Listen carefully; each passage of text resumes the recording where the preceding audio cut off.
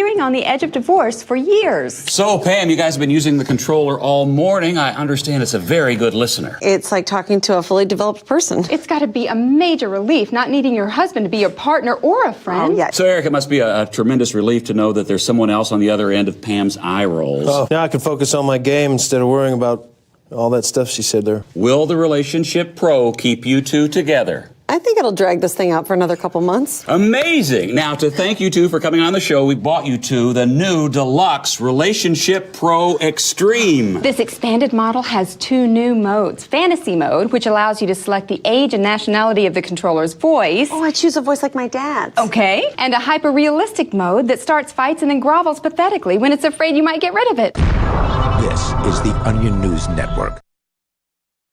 Yep, we still do email. Drop your email address in the entry box at freetalklive.com, and you'll be kept in the loop with Free Talk Live.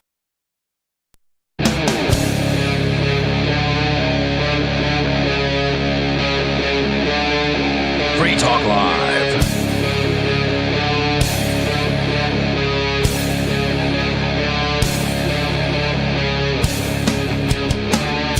It's Free Talk Live, talk radio you control.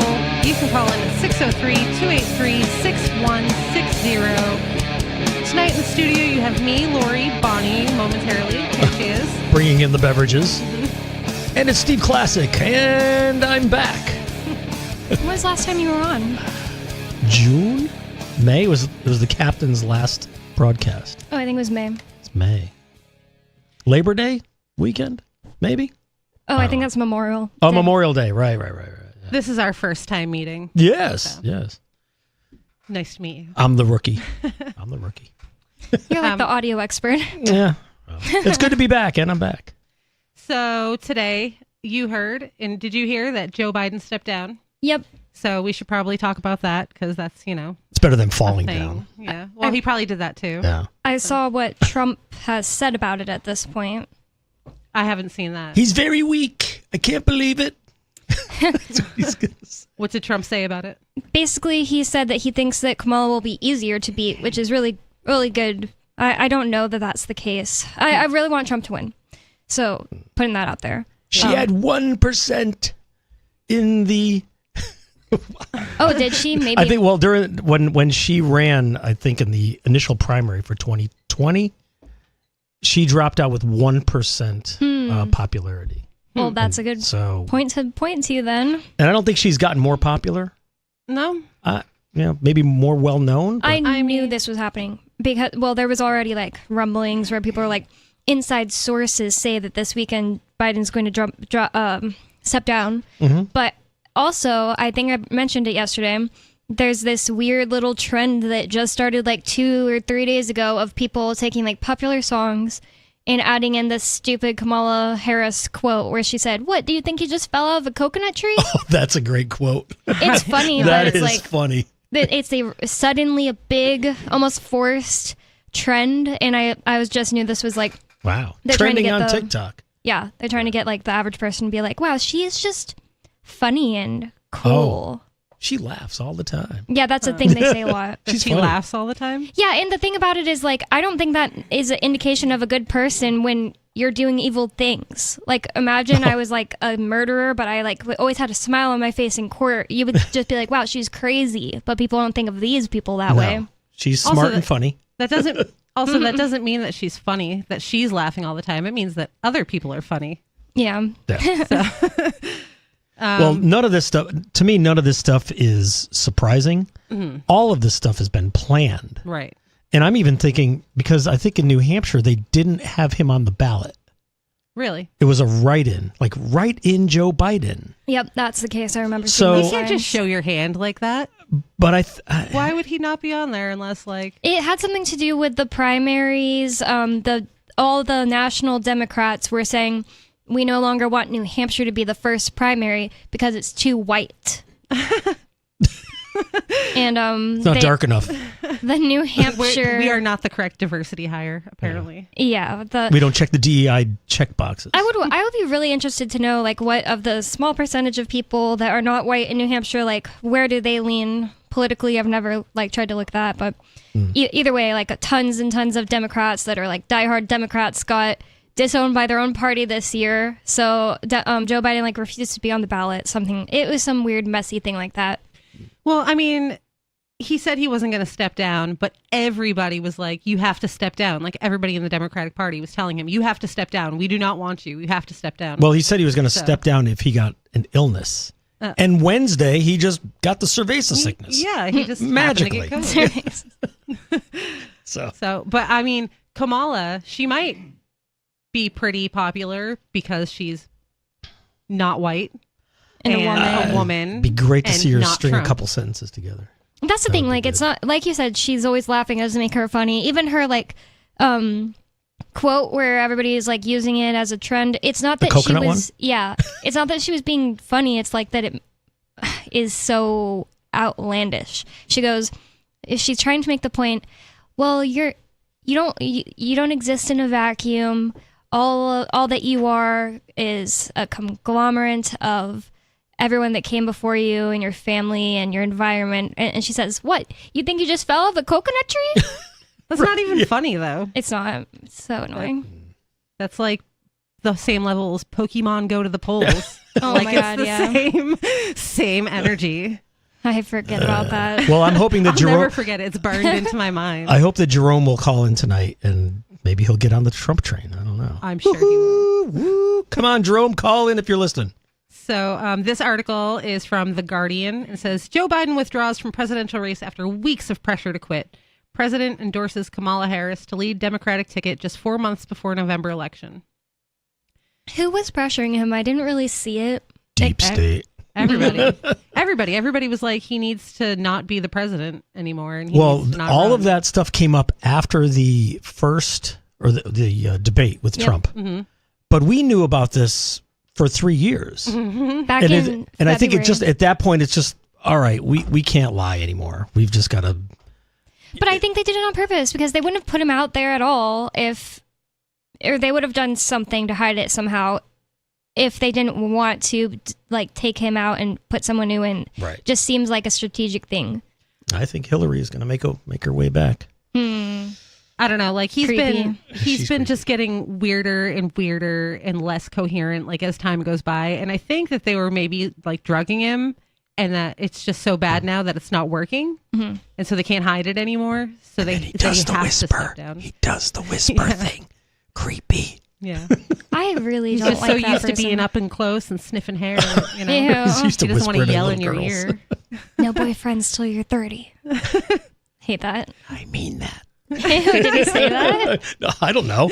I mean, he's always whispered something. It was a little news clip earlier. The thing that I He's hate whispering. more than maybe anything else in the whole universe is like when they, them, and those try to tell us someone is cool, or instead of them just being cool and likable and all that stuff. And with Joe Biden, it's like they've really put that on like hard, just as hard as Taylor Swift. Like we have to just believe Taylor Swift is cool when we can see with our eyes and senses that she's so lame and annoying.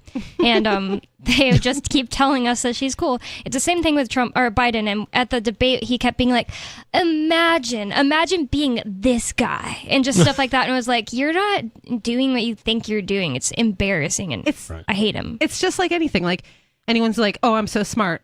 Oh, I'm so not drama. Oh, I'm so Oh, yeah. whatever. Those That's a people big are thing. always the thing that they say they're not. Right. Like there's no When other you're reason. cutting in line, it's like you're pointing at the other guy. Hey, he's cutting in line. Yeah. While you cut in line. Right. So whatever they're saying that the other guy's doing, that's what they're doing. Most of the time. Yeah. The I'm not drama one is huge. Yeah. I have I'm to not tweet about how I'm not. Or like the Joe Yeah. Biden, the fact of the matter. Well, no. That's not the fact. When he says the fact of the matter is, it's not the fact of the matter. It's always the opposite. I believe it. Joe Biden has withdrawn from his presidential reelection race and endorsed Vice President Kamala Harris to take his place at the top of the party's ticket. An extraordinary decision upending American politics that plunges the Democratic nomination into uncertainty just months before the November election against Donald Trump. I thought it was pretty certain that Kamala is now the nominee, but Yeah, my dad said he thinks that they can still run someone else if they want.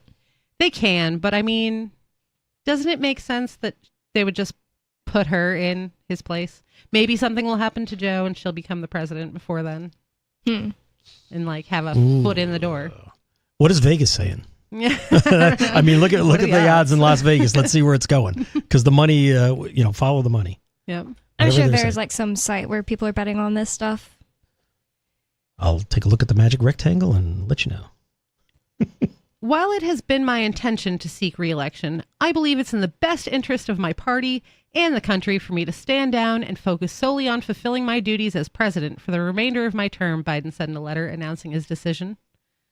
Biden thanked Harris in his letter and later endorsed her as the Democratic nominee for president in a tweet. He said he planned to speak to the nation in more detail later this week. My fellow Democrats, I have decided not to accept the nomination and to focus my energies on my duties as president for the remainder of my term. I thought he had definitely already accepted the nomination. Yeah, I thought he did too. Why would he be on the campaign trail if he didn't accept the nomination? Oh, wait. The Republicans just had their convention. I don't think the Democrats have, right? No, it's in about a month. Yeah, but I mean, the last time he didn't campaign. Last time he was in his basement. Yeah. That seems kind of like really soon before the actual election. It does. It's so weird because like in 2016, I was like a lot younger. It was the first year that I voted. And I just remember it being Trump and Biden for a freaking whole year. Like, I mean, Trump and Hillary for like a freaking whole year and them constantly talking about each other. And I thought for sure they were the candidates the whole time. I don't think they'd put Hillary up again simply for the fact that she didn't win against Trump last time. Yeah, she's so hateable. I hate I her. mean, Trump could carry 50 states. Yeah. Well, that would be unbelievable. I just can't believe that Biden, sorry, won. They're all at the same. Yeah. It's okay. You're mixing it up. It's okay. Really can't believe Biden won. I still don't believe it. So, according to Vegas Insider, the 2024 U.S. presidential election betting odds. This is a real Right? thing. Yeah. All right. Donald Trump 1 for 2. So I guess you have to put up $2 for every $1 you win. I don't know how these odds work. Me either. Kamala Harris 11-4. Big Mike 16-1. Gavin Newsom 16-1. Gretchen Whitmer 20-1. Hillary 30-1. And Bobby Kennedy Jr. 60-1. So, okay, my interpretation of that means that Trump is the favorite. Yeah. Trump is the favorite, right? Yeah. You got to, again, I don't know. It's like 1 for 2. You got to put down $2 I think for it would be every the one. other way. Or do you have to put down 1 to win 2? I really don't I know. don't know. Jerome, call in. Get on the Trump train. Tell us. Tell us what the betting odds mean. My very first decision as party nominee in 2020 was to pick Kamala Harris as my vice president, and it's been the best decision I've made, he said. Today, I want to offer my full support and endorsement for Kamala to be the nominee for our party this year. Democrats, it's time to come together and beat Trump. Let's do this. Yeah. He probably whispered that last part. Let's do this. Let's do this. Yeah. I feel like this is the case with every single VP, so it's not really her fault or anything, but I just like never heard anything about her during most of these entire almost 4 years. Yeah. I haven't really heard anything about her either. What is she all She's about? touting school buses, electric school buses. That's her thing. That's weird. Is it Sarah? Oh, no, Sarah would be like, we need these kids to walk. Sarah from New Mexico, call in. Tell us about if Kamala's going to give you electric school buses. They need the electric school buses, and then everyone has to pay for it. Driverless school buses. Those will be really good here in the winter. Yeah. We'll charge them up overnight with solar. We do have a call. It's Law Dog in Michigan. Hi, Law Dog. Hello. Hi. How are you? Good. How are you? Yeah, that's not good enough. We need a total unconditional resignation of number 46 here. That's the first one. Kamala is irrelevant, immaterial, and inconsequential. And I like the Vegas odds for Ian Freeman and the Crypto 6 to be pardoned in the year of 2025. Thank you very much for taking my call. Have a pleasant day. Thank you for the call, Law Dog. I'll take the odds. Yeah. If Trump wins, then I think they'd be higher than if Kamala puts people in prison for whatever Harris wins. Yeah, later on in this article, somebody actually points out that Joe Biden should step down. If he's saying, I'm not fit to run for re-election, how can he be fit to serve the rest of his presidency? Right. He's not even fit to walk down the stairs of Air Force, or walk up the stairs of Air Force One. Yeah. So how can he say, I'm going to step down from this, but I'm going to stay in here, even though I'm admitting that I'm not fit for the job? Well, we know he hasn't been fit for the job because in February, he had to have like a medical analysis done, and they said, oh, he's not mentally fit to stand trial for something or other. No, I thought he had the classified documents at his house that the FBI found, and I think they didn't want to prosecute him because he was not mentally fit. Oh yeah, That was the twist of the story. Whoa. Yeah, they did. I did not hear this. So they I heard it on Free Talk admitted- Live. Yep, I heard it from Mark. I wasn't there. How could they admit straight up that he's not fit to be on trial or be in court, testify, whatever, but he's fit to run the country? Everything is just upside down. Mark It really Edge. is nuts. Co-host Mark Edge of the show, he said it was the biggest news of the year. I didn't hear about it. But that's the thing, like it wasn't very widely disseminated. It seems like the biggest news of the year is usually not very out there. So Biden thanked Harris in a statement. Oh, sorry, other way around. Harris thanked Biden in a statement for his extraordinary leadership as president. She also said, with this selfless and patriotic act, President Biden is doing what he has done throughout his life of service, putting the American people and our country above everything else. I don't think that that's a true statement. I mean, on the BS meter, I don't know where that is. Probably like a 9. At out least. of 10. At least. That is just terrible. That's the American people are never put first. Who wrote that little clip? But tons of American people will just read that and be like, yeah. Oh, yeah. He loves us. Yeah, he said so. He's like my grandpa. Also senile. And sniffs me. Yeah. And he has cerveza sickness. Yeah. Put a mask on, Sleepy Joe. And the thing is, like, he probably could have tested for COVID this whole entire time, but they, I forgot what I was going to say He's about got that. 4 or 5 boosters. They just decided to test him because, like, you can basically, do 10 of those tests and one of them will say you're positive. Right. I thought he was vaccinated against severe illness and death. Oh, wait, yeah, you're right. He was vaccinated. Now he has COVID. Yeah. What happened to all that? Taking him all out. boosted up. He's all boosted up. So, but what happened to that? Like, he's got all his shots and stuff. Are they saying that it doesn't work? Well, if it doesn't work, they call it long COVID. Oh, yeah. There's no cure for long COVID. Oh. Okay. Yeah, Gotcha. So, yeah, okay. The vaccine only doesn't work against. It doesn't work Long against long COVID. COVID. They Which is haven't like- come up with that yet. That's such a weird term. Every time I hear that, I'm just like, does that mean like you got it and it lasts a really long time, or Like you have lasting damage from it. I That's think what it is- means? Yeah. Hmm. No that's shots still- will Believe it. help you. But that still doesn't make any sense. You couldn't possibly have lasting damage from these shots. It doesn't Couldn't make any possibly. sense because it's the same virus. Like if it's the same virus, then the same vaccine should still Maybe they work, spell it right? different, like Maybe it's- COOOVVVVI. Long COVID. Maybe it's with a K. Maybe it's with a K, so it's cooler. COVID with a K. Like it's a great. backwards K. I saw that, so you weren't on yesterday, but Lori and I were, and somebody had told me that there was this quote from Trump where he was like, when I had COVID, I was walking around totally fine, and my body defeated COVID. I could go right up, and I watched the video now.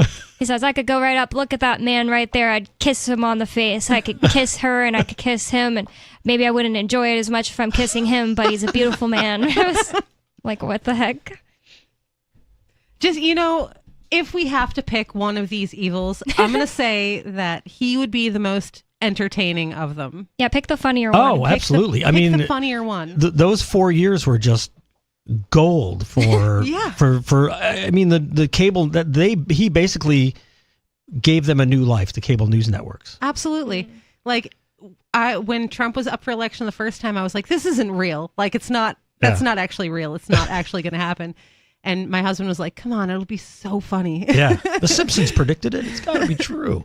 Did And they? he was right. It was so funny. Oh, it was complete entertainment. Yeah. I mean, they're all going to do terrible things. They're all going to feed the war machine, the bodies of American citizens. But like, at least let's have something to laugh about it in T-shirts. I hope he brings in Ivan Raiklin as the Secretary of Retribution. Who's that?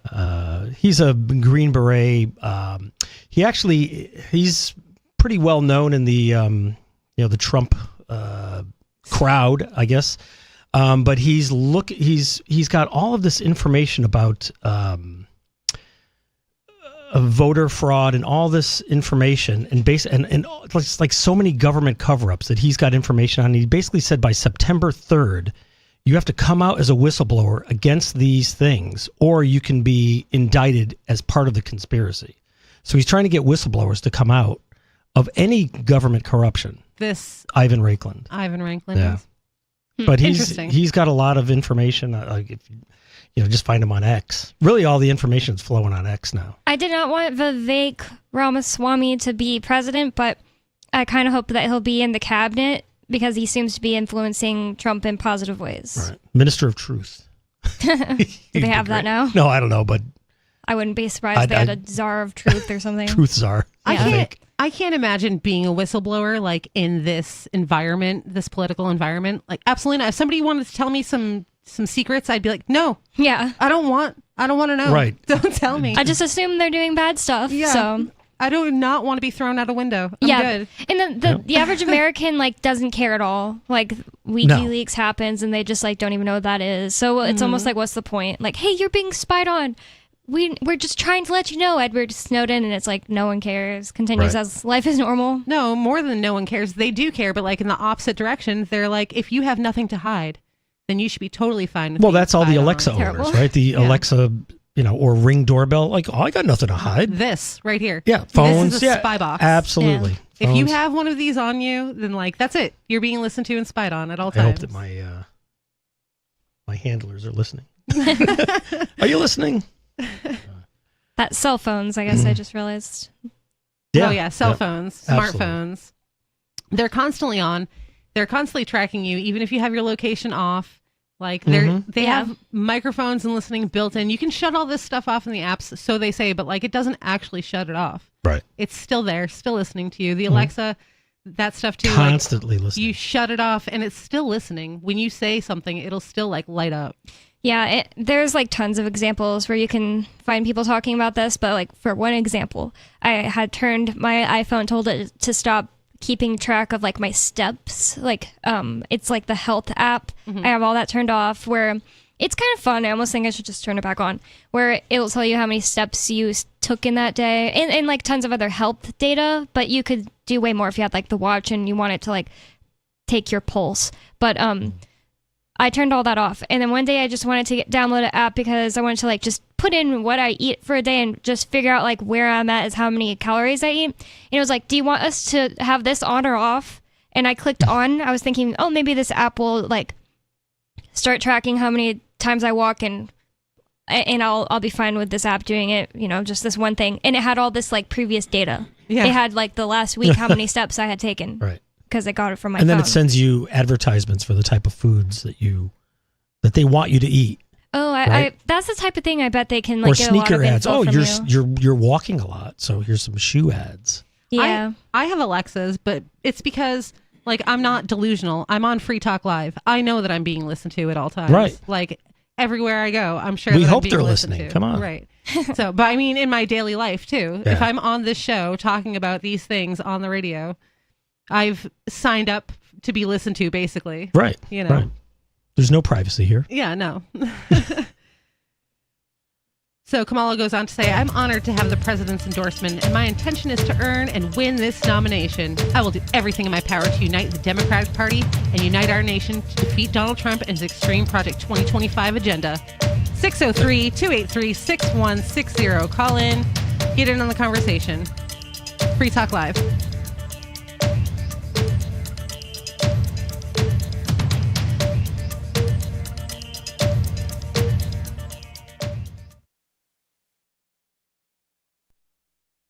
You can't win if you don't enter, and you actually can improve your chances of winning a prize drawing if you wrinkle up your entry blank. I'm Holland Cook from survivalspeech.com, and I speak from experience. Why this works: if they'll be spinning the drum before drawing, your entry blank will move around more than, and not adhere to, other perfectly flat entry blanks. And if they don't spin the drum and merely reach into a box full of other perfectly flat entry blanks, many of which are sticking together, yours will feel different to the person reaching in. When you win, act surprised. And if you're looking for work, this is a metaphor. For more tips on sticking out in a world where just too much blends into the blah, blah, blah, hit survivalspeech.com. I'm Holland Cook. From Feature Story News in Washington, I'm Jagruti Dave. US President Joe Biden has announced he's dropping his re-election bid, endorsing his Vice President Kamala Harris to be the new Democratic Party nominee. The decision follows months of pressure amid concerns over the 81-year-old's health, age and fitness for office, which had fueled calls for him to step aside from even his most loyal supporters. Biden will remain in post during the campaign, Benji Hire reports. For the first time since Lyndon B. Johnson in 1968, an incumbent US president has abandoned his candidacy. In a statement on Sunday, Joe Biden said the job has been the greatest honour of his life, but that it's in the best interest of the country to stand down. It's not clear exactly what comes next. Democrats will have to decide on a new nominee. The president, who will speak to the nation later this week, believes Kamala Harris should be chosen to run against Donald Trump. Benji Hire, Washington. Barack Obama and other top Democrats have been speaking out in praise of Joe Biden after he announced he's dropping out of the 2024 presidential race. This follows weeks of pressure from senior party figures who have both privately and publicly called on Biden to stand down over concerns about his age and mental fitness. Former US President Barack Obama has issued a statement calling Joe Biden one of America's most consequential presidents, as well as a dear friend and partner. He added, Biden's actions show he's also a patriot of the highest order. These words were echoed by other Democrats, including former House Speaker Nancy Pelosi. Reports have emerged in recent weeks that Pelosi was one of the senior members of the party who was privately trying to persuade Joe Biden to stand down. Gretchen Whitmer, the governor of Michigan, is seen as a potential future presidential candidate, said Mr. Biden was a great public servant. But she said her job in this election will remain the same, doing everything she can to elect the Democrats and stop Donald Trump. Mr. Biden says he plans to speak to the nation in more detail later this week. In other news, Israeli officials say they successfully shot down a missile fired from Yemen. It comes a day after an Israeli airstrike reportedly killed 3 people and injured 87 others in a Houthi-controlled area of Yemen. Our Middle East correspondent William Denzelo reports. Air raid sirens were triggered in southern Israel, but officials say the Arrow 3 missile defense system shot the projectile down before it reached Israeli territory. It comes a day after Israel launched an airstrike on Yemen's port city of Hodeidah. Israel says it hit military targets, but Houthi officials say a power plant and oil storage facilities were hit. Houthis had previously claimed responsibility for a drone attack in Tel Aviv that killed 1 person and injured 10 others. Israel's airstrike on Houthi areas is believed to be the first since the war in Gaza began, reigniting fears of regional. Got Telegram? You can follow our channel there and discuss show prep with other listeners at telegram.freetalklive.com.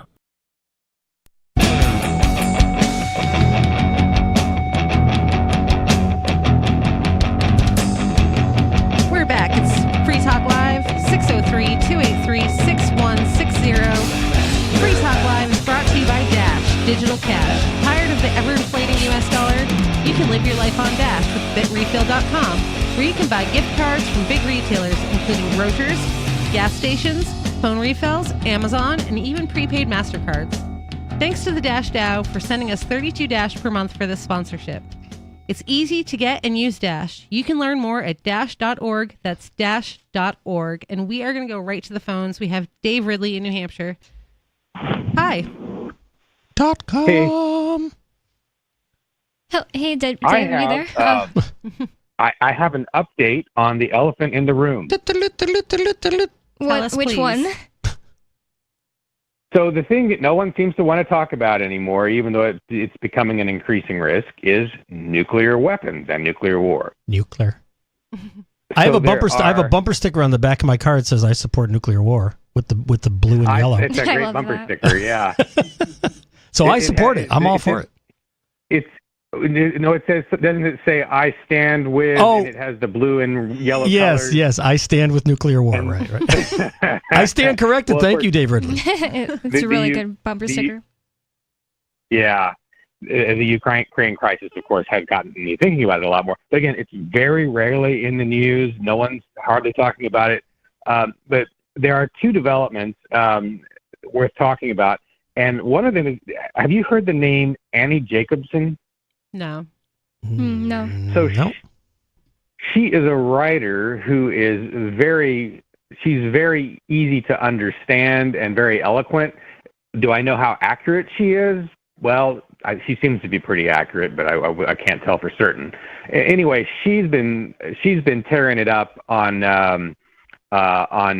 in media, media guest lists and stuff. She's just been all over the mainstream press and smaller press, talking about her book where she describes how a nuclear war would play out between the United States and Russia. What is it, like a 2-page book? Start launch codes. That's it. End of book. It's about minutes. Yeah, it's mostly it's a 2-minute read. She goes into seconds and stuff like that, but she goes as far out as 20,000 years in the future as well. So that's nice. But she's the main development that I have to report. Actually, that's changed in this nuclear standoff is just that there's finally somebody who's getting some press. Mm. It does seem like nobody talks about it anymore. Maybe it's because there's just so many. Like, everyone has them, and there's so many that it's just... There was some country recently, someone said they had them, and I was like, really? They have them? Oh, my God. Well, there's also the camp that there are no nuclear weapons. Yeah, yeah. Like, when I heard that country, and I don't even remember which one it was now, it was some country that I really wouldn't have expected to have them. I can try to... I don't know how I would Google that. Anyways, my first thought was like, okay, now I really just am almost thinking, like, no one has them. Yeah. It's all a bluff. And the other thing is, like, I feel like people don't talk about it because it's like, what can you do about it? Well, and it's just so pervasive. That Ridley, what do we do about it? Something was very successfully done about it in the 70s and 80s. And first of all, people hit the streets. And secondly, Ronald Reagan saw a movie called The Day After. And that changed his thinking. And he reached out to Gorbachev, and the rest is history. The arsenal shrunk by a factor of about 60%. As a result of the Soviets and the Americans coming to agreement. So the arms agreements between the great powers are a big help, and that needs to be taken further as opposed to ostracizing Russia. I actually did see something about nukes recently besides this, and it was that a bunch of them are set to expire soon, and so they're trying to figure out they're past the expiration date? Yes, they're trying to figure out how they're going to get rid of the waste. Oh, well, they're just going to lob them into Russia. They're just going to bury it. Yeah. No, they're going to launch them into Russia and see what happens. And see if they're really actually they didn't expired. go off. Look at that. You know what you brought up what JFK did with Gorbachev. I just think that how can anybody think that Trump's like, this is always an argument.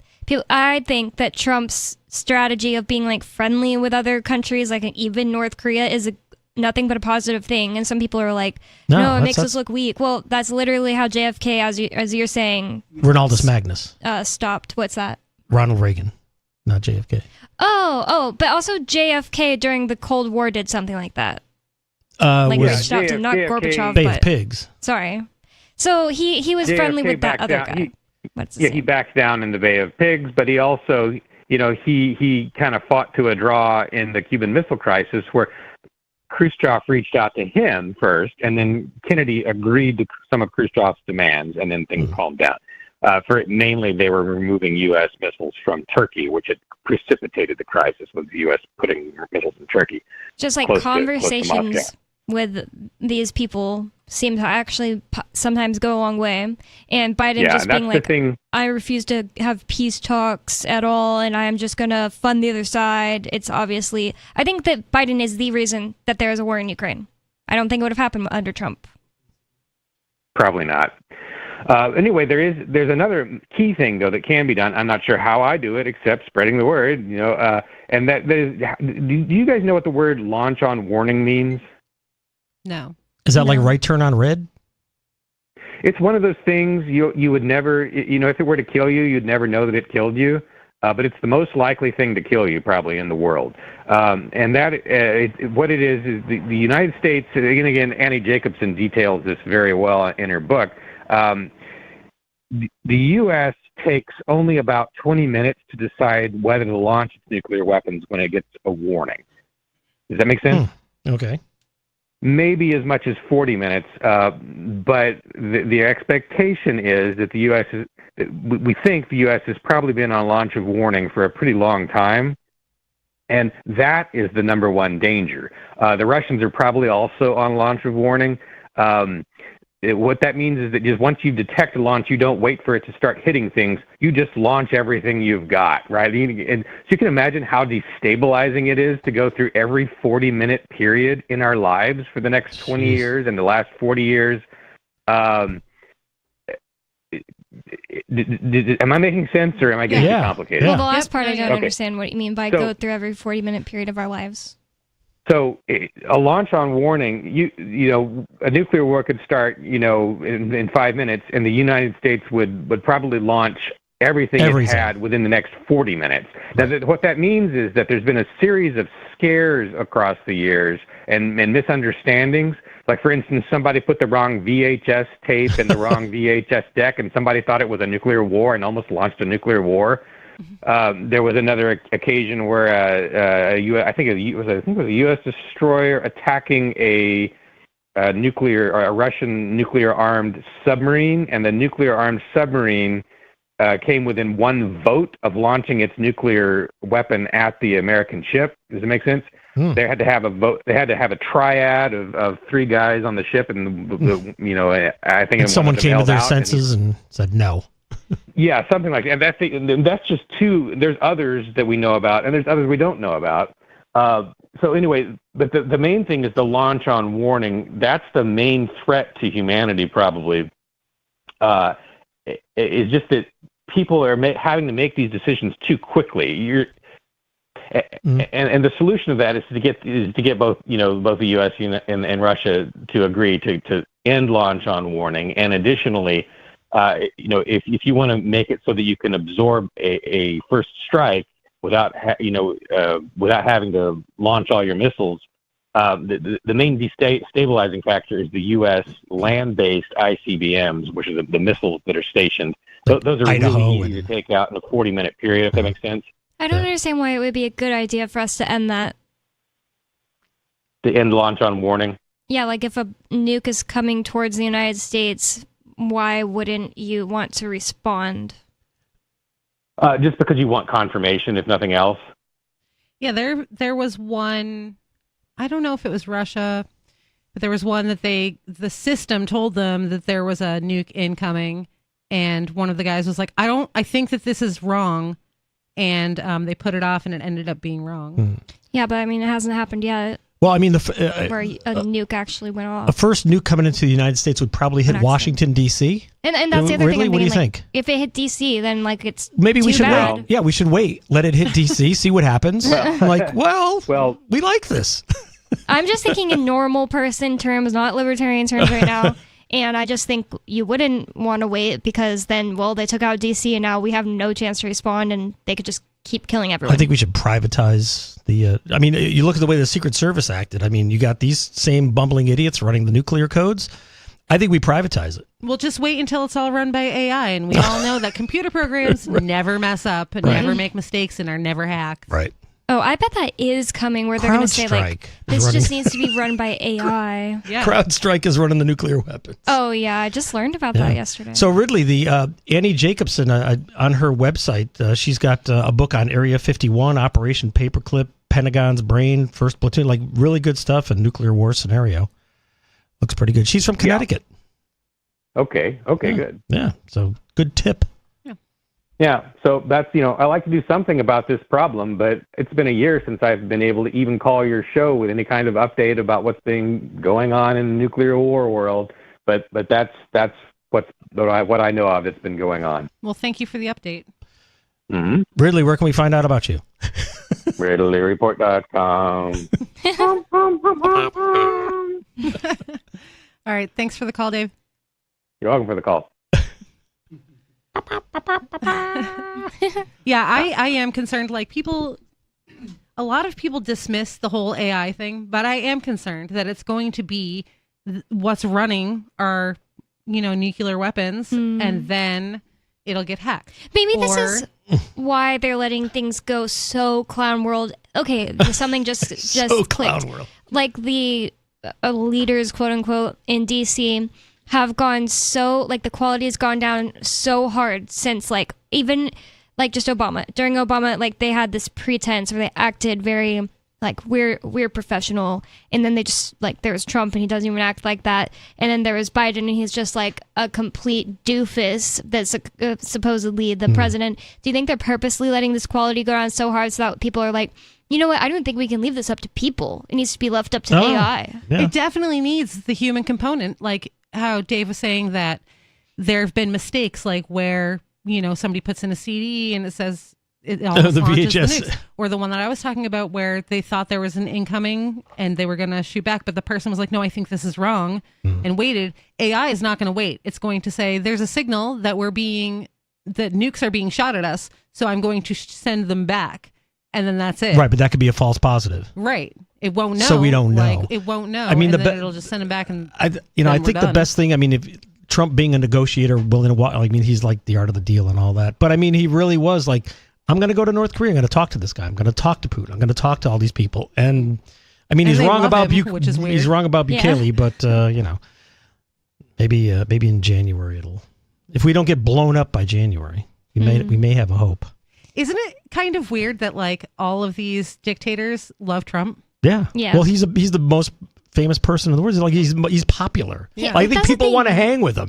He's always been popular, and suddenly, like, it's these people that are telling us he is not cool. When I can tell with my own senses that he is cool, and it annoys me. If I really had to hate hang out, like if I was forced to like pick one person to hang out with, Joe Biden or Trump, I'm definitely going to pick Trump. It's going to be much more entertaining. And I'm sorry, but my number 2 is Bill Clinton, not any other, not some Republican. Did you say number 2? Yeah. My number 2 pick of president to hang out with. Because at least he could play a saxophone. Yeah, it was the saxophone. It's because they're charismatic. And they have like personality. And Cult of personality. There's this picture they're not that just creepy, weird old guys. Someone tweeted this picture with they like saw Hillary and Bill Clinton on their plane, and he got a selfie with them, and Hillary's like looking away, looking all annoyed, like purposely ignoring him, and then Bill is like smiling for the picture, and somebody retweeted that and was like, this picture sums up exactly why he was president, she wasn't. Right. What a weird relationship that must be. She's like so angry and like ugly, bitter, gross, and he's so like well, you can't jovial. testify against your husband or your wife, so it's a good marriage of convenience for those two. Good business marriage. I feel like tons of presidents' wives are just like. Well, I think Melania's the same way. It's like I think know. someone said, "Well, if she shows up at the convention tonight, her check cleared." Yeah, and she showed up. Yeah, I completely agree. Like with Melania too. I hate to say it because I just like her for some reason. I feel like all of them are just relationships for they some quid. What is it? Quid quo? What the hell? Quid pro quo. Yeah, Joe. Quid pro quo Joe. Yeah, like I think every single one of their relationships, ever since I've been learning about LBJ recently, like Lady Bird was just like hanging out in the same plane while he's like banging the mistress. I think that Melania might have started out like that they actually enjoyed each other because they're at the very beginning of Trump's, campaign and stuff. She looked happy to be there. She was all everywhere. Yeah, and then I forget something happened. I forget what it was, but something happened and like it was an instant flip of a switch where she was just like not happy, kind of scowly. I wish I could remember what it was. I saw a clip where like he slams a door on her or something, or like didn't open it for her or something like that. And it was like in the middle of the presidency. This was like something political happened. And then she came out. It was like around the same time she came out wearing that shirt, like I care, don't you, or whatever it was. No, it said I really don't care. Do you? Oh yeah. I think about that all the time. Really? Like, she wore a shirt that said that? So there was this huge deal with kids in cages, and she went out to visit the kids in cages on the border institution, or building, and she was wearing this. It was actually like a trench coat, and the back of it said, "I really don't care. Do you?" Oh. And that's so weird. Okay, she didn't have it made for that event. That it was a she jacket just wore the that wrong coat. Existed. Yeah, like how could you make a mistake like that? It's like wearing a Bitcoin shirt to the Ethereum conference. Yeah, that's the worst jacket to possibly wear. Why would you even own a jacket that says that? Yeah, I don't like it. Weird. Yeah. It's all weird. And then I am reminded that these people are also part of like the creepy club, and I don't like any of them, and I wouldn't actually want to be in a room alone with any of them. Yeah. Yeah, it is weird that they're all like, yeah, we hate each other. And then you see pictures and they're all like at the same parties, hanging out and smiling together with the same people. It's just like with prosecutors and your lawyer. You're like, hey, Why are you laughing? Why are you with guys these people? hanging out at the bar together after my trial? Right. Yeah. Yeah, because they're all on the same team. Yeah. So back to the story about how Biden dropped out of the race. Says, we have 107 days until Election Day. Together we will fight, and together we will win. That's what Kamala says. The president made the stunning announcement after a weeks-long pressure campaign by Democratic leaders, organizers, and donors who increasingly saw no path to victory so long as the embattled incumbent remained on the ticket. More than 30 Democratic members of Congress had called on Biden to step aside. As recently as Friday, his campaign had insisted he was staying in the race. An NBC News poll released on Sunday found that 60% of Democrats believed he should end his run. The same poll found that nearly 76% of Democrats would be satisfied with Harris as the nominee. I think it's harass. Isn't that how you pronounce her? I don't know anything about her except for that she's the vice president. Like, I don't know anything about her. But it's interesting. They said that there was no path to victory, so they None. pulled him. Yeah. So, I mean, it's just unbelievable. It's all they want to do is win. Yeah, they don't care who is in there. Yeah. As long as the person wins. Right. Now they're, on the hunt for No path to victory, so we quit. for who's going to be the most virtue signally of Big the virtues. losers. They're big losers. So I guess right now Biden has endorsed Kamala, but that doesn't mean she's the president. Right. I mean, that doesn't mean she's the candidate. They have to nominate her, I think. Okay. Right. He's just next saying month. he's just saying like she's got my support. Okay. Which who cares? Who has your support? Yeah. You're not even here, Joe. I wonder if he had anything to do with that letter being written, or if he knew it went out, or if he's still like, I'm Right. still in this. Right. Wait till Joe finds out that he quit the race. Yeah. Right, Jill is running the show. Probably written Yeah. at 8:15 after he was already Yeah. in bed. Exactly. It was released. Speaking of more like released when he's taking his nap. more like stories you hear about these people that makes you think like, what really goes on in their weird freaking worlds. Jill apparently The people babysitter, right? No. Jill the babysitter. Well, his wife. Yeah. Was she his she babysitter? She used to be the babysitter. Oh, of his kids? Yes. Wow. Well, Yeah. So She's still the babysitter. in like 2000 or whispered to something, her. apparently people wanted Joe Biden to run, and she didn't want him to. And it might have not even been for president. It could have been for some lower thing. And she didn't want him to do it. And he had like a meeting with all his people where he was like deciding if he was going to run for this, whatever office it was. I don't know if it was senator or president. And she like came in with a bikini on, and she had the word no written on her stomach.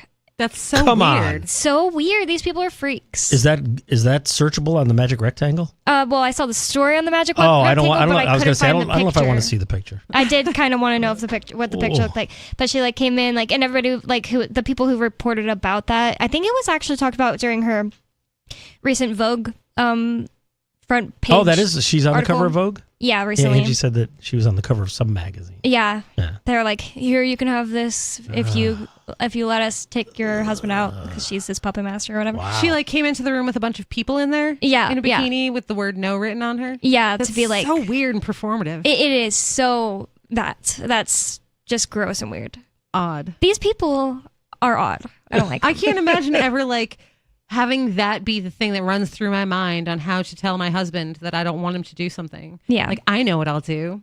I'll go put on a bikini and then walk into a room full of all these political men probably. relations that he has and with no written on me, and that'll do it. Yeah, it's just like so. I honestly feel like the story is made up by their people to be like, isn't she like funny and like just like everyone else? Like any wife would totally do that. Ha, No. you're not getting any of this if you don't do what I say. Ha ha ha. It's just like ew, I hate it that's so also much. gross. It's gross. Literally anything like that related to Biden is disgusting. Even in 2020, what was he like 69 years 20 old? No, Or I because meant he's to say 20. 81 He's now. 81? 2000 I meant to say. Oh, in 2000. Okay. Yeah. I was like, that was like 4 years ago. I say 2020 so often. I'm like, am I like traumatized or something from 2020? Because like anytime I make a mistake and accidentally say the wrong year, I always say 2020. Like almost every time. It's like this weird like big huge thing happened that year, and it still feels like it's 2020 sometimes. I heard today that like people, I didn't know that it was like this in California. Apparently you couldn't even like go outside in California during the lockdown. Like you had to just like stay home unless you had business. in like certain towns or something. I don't know. Well, they arrested some guy on the beach. Yeah. Like surfboarding or paddleboarding or something like They did that in Jersey too, though. Didn't that happen here? Somebody took their kids to the park Yeah. and they got arrested. Roxanne or something? I don't know. I don't know her, but I heard the story. Which She is won her case. I went to her case. I don't remember her name. good. It's absurd. Like, you're outside and there wasn't even anybody else there, right? Yep, and some cops came. Well, there was like a group of friends with all their kids, so like they were all consenting to have their kids play together on the playground, and they took down caution tape to do it, which is hilarious. And yeah, I don't remember her name. She moved out of New Hampshire, and they waited till her trial went all the way to the trial, and like they dropped some stuff, and then she ended up winning, and it was really nice. Good. And like Well- obviously so stressful for Well, them. luckily for us, the magic rectangle has not returned any search results for Jill Biden bikini. So I'm sure you'll my keep eyesight looking. You'll is keep us saved. updated. So this article goes on to say Biden's decision to withdraw appears to have been abrupt. Yeah, sure. Very abrupt. Yeah. The president told his senior staff on Sunday afternoon that he had changed his mind about staying in the race, and campaign officials were still reportedly on the phone with delegates asking if they could count on their support. What? Can we count on a check? Send us a check. I'm dropping out. Still Dropping out. Who Send the else is check. even running? Make it out to Kamala. Is anyone else even like Harass. actively running as a Democrat right now, or? No, I think they do not have a candidate until the DNC. And then they can nominate people? Then that's when it goes to nomination. Oh, okay. And I hear, again, hearing things like on 3 states he's already on the ballot, so that can't be changed. Now that's a state. That's according to the state rules. Again, I'm not a constitutional scholar, but So Trump automatically wins?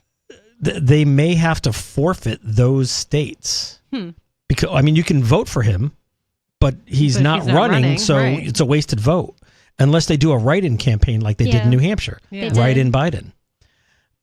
Ugh. Well, now it's going to be like, well, it's going to take us months to count these votes by hand. We have to do it and verify signatures. They're going to do a complete opposite. Yeah. So So anything could Kamala's happen. president for 6 extra months. Right. Exactly. Well, who knows? I don't know how they're going to handle it, but this whole thing is a mess. He should have stepped down before this election. I don't think he woke up, yesterday unable to do this job. He's been unable to do it. Free Talk Live, 603-283-6160. Call in, join the conversation.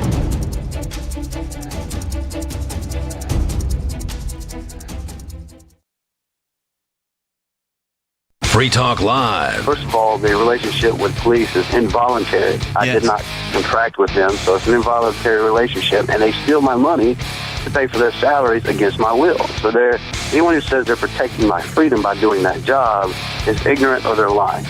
And that's how I feel about it. I feel that they're glorified revenue agents. If they're sitting beside the road hiding, waiting for someone to do something Master told them not to do, they pounce out of behind the tree and they go running 70 miles an hour in a 35-mile-an-hour zone to catch that person who was doing 42 because they were driving unsafe. What does that make them?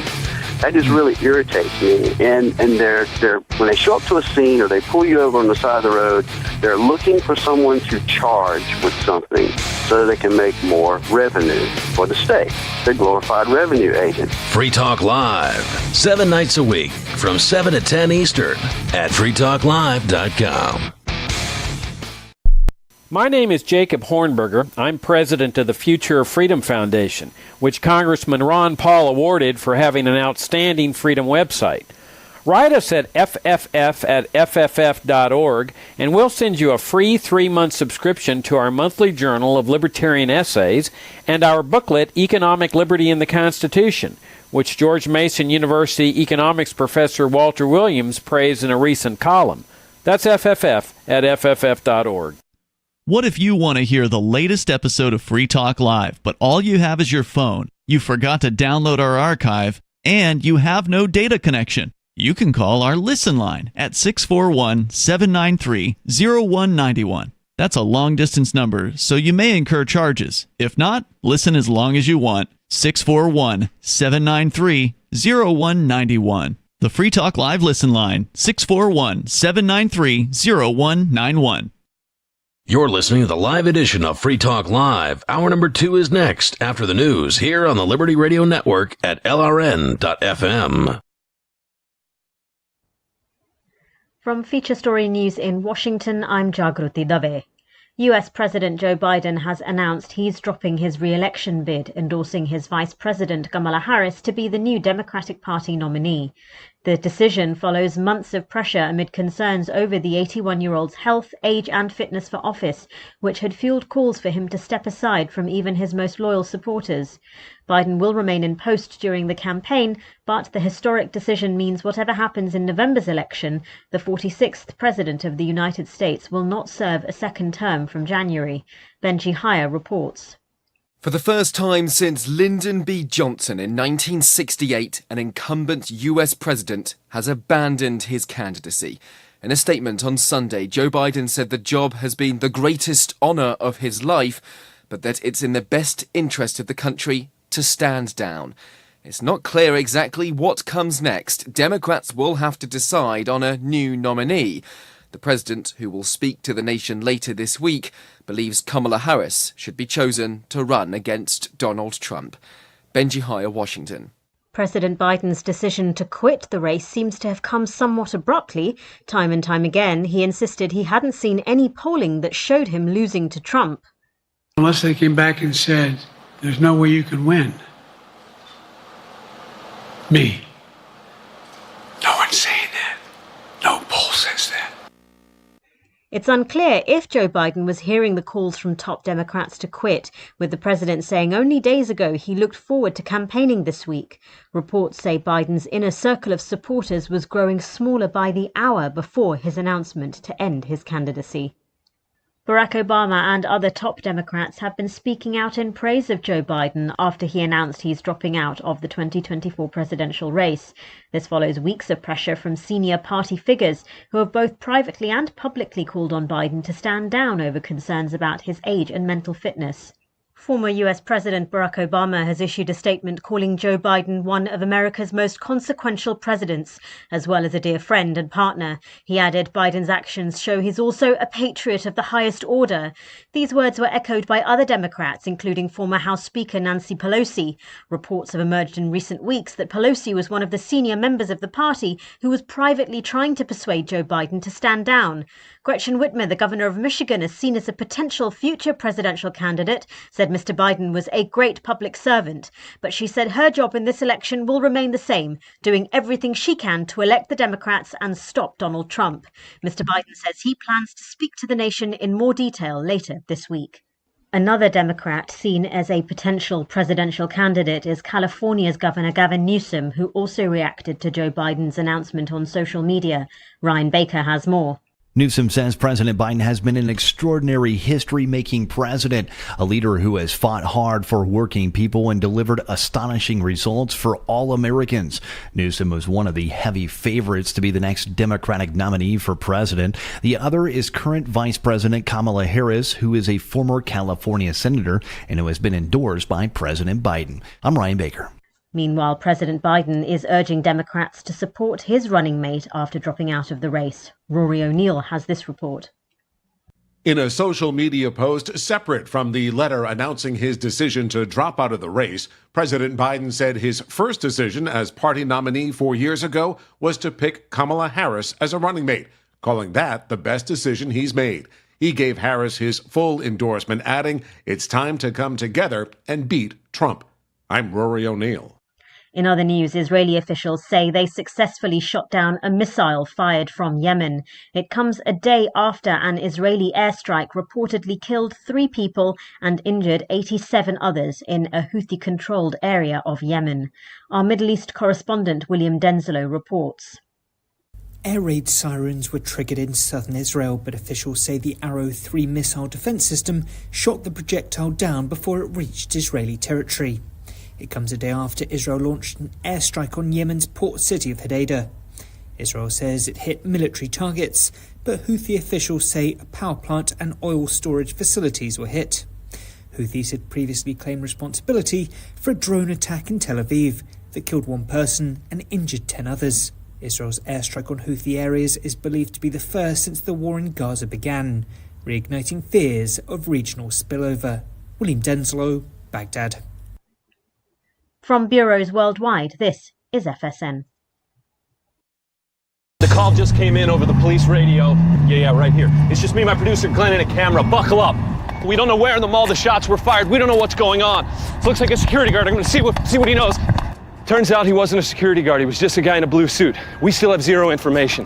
Where do we go next? I have no idea. My gut says that way. Come on! I see an ambulance! Confirmed ambulance sighting! You'll see the space by the curb where an ambulance was parked just moments ago. You have any idea where the shooter is? I was being stonewalled by police, but I couldn't let that stop me. I spoke to a woman who said that she saw a man being escorted through the mall by police. Could this be the shooter? According to the description, he was a male, aged somewhere between 20 and 60. He's either Caucasian or part Latino or something like that. He was wearing some kind of a jacket. And I wrote something else here, but it got smudged. However, that information later turned out to be false.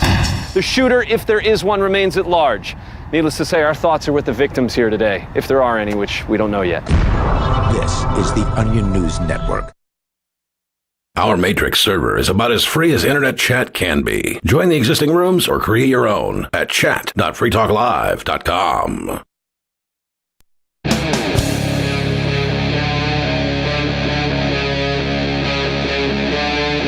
Free Talk Live.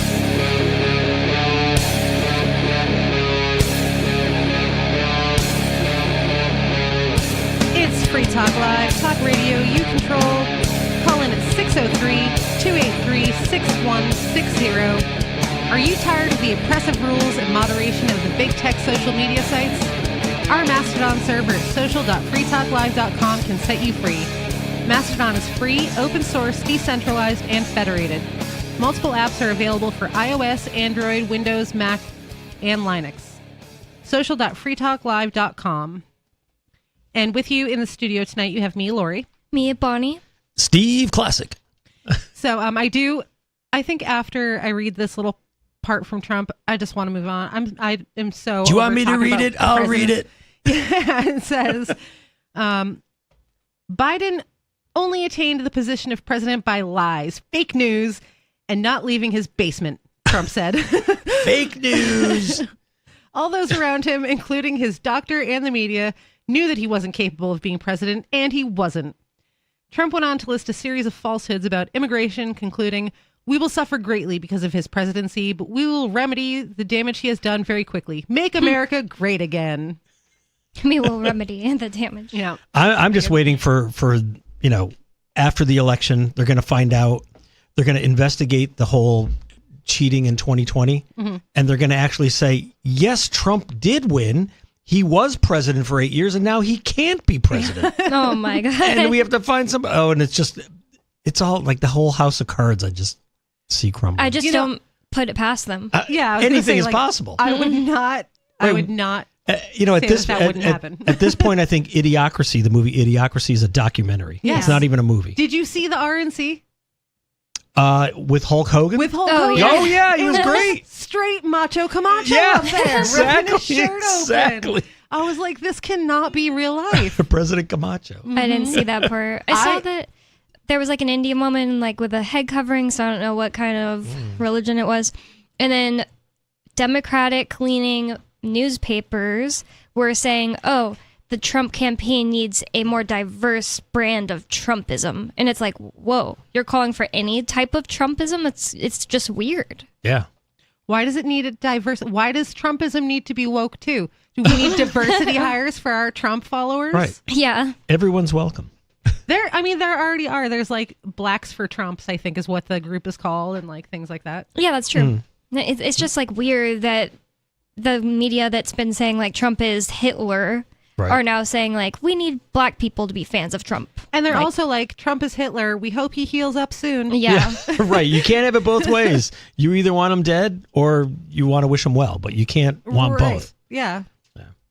I hope that Project 2025, which is a complete joke, outlaws the hyphenation of, like someone American, like Black American, African American, Irish American. Like, get rid of the hyphenation American and just you're an American. And that's Actually, that. encountered an actual person who was racist against Irish openly yesterday. That's so Like, weird. Never encountered that. It was an old man. I was getting petition signatures, believe it or not, for Chase Oliver to be on the ballot, but I'm doing it subversively because I want Democrats to vote for Chase Oliver so Trump wins. And there was this old guy who was telling us he was a veteran, and I was like, oh, well, nice. Thanks for your time. I didn't say thanks for your service. But he started to walk away, and he's like, anyways, who's this? What's this ballot for? He was like mostly rambling. And I was like, his name's Chase Oliver, and he's like, oh, he's Irish. I'm not signing this. Oh. I was like, what? Like, so I don't weird. even know that it's not Chase Oliver, so I just don't know why he Chase assumed Oliver. he's Irish. But either way, it was so funny. Why would you and weird? choose to live in New England? I Of know. all places, if you didn't like Irish people. He might just be like at Biden's level of dementia, and he's just saying stuff, and maybe he doesn't really think Well, that. Biden's Irish, isn't maybe. Biden Irish? I don't know. I have no idea. But the person I was I'll ask getting the magic signatures rectangle. with is Irish. He was like, I'm Irish, sir. Best, most, I think, like most successful culture in the world. And the guy just walks away. I just find it weird, anybody who's like, I'm this and I'm that, unless you literally practice the culture and like maybe are from there or your parents are from there and you're deeply ingrained in the culture. You're just not. I know. Unless you are doing those things. Like, if Chase Oliver was walking down the street with like a shillelagh and stuff, and I've been recently saying, how am I not considered Alabamian?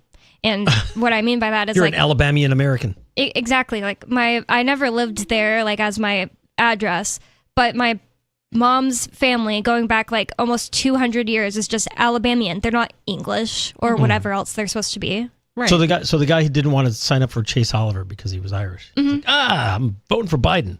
Okay. I don't know. According to the Magic Rectangle, Joe Biden's maternal ancestors and his paternal great-grandmother have purely Irish origins, which makes Joe Biden, Sleepy Joe, 62.5% Irish. Well, I doubt that old guy's listening to us, but maybe. Well, you never know. He If shouldn't he be is. allowed to drive. He shouldn't be allowed to vote.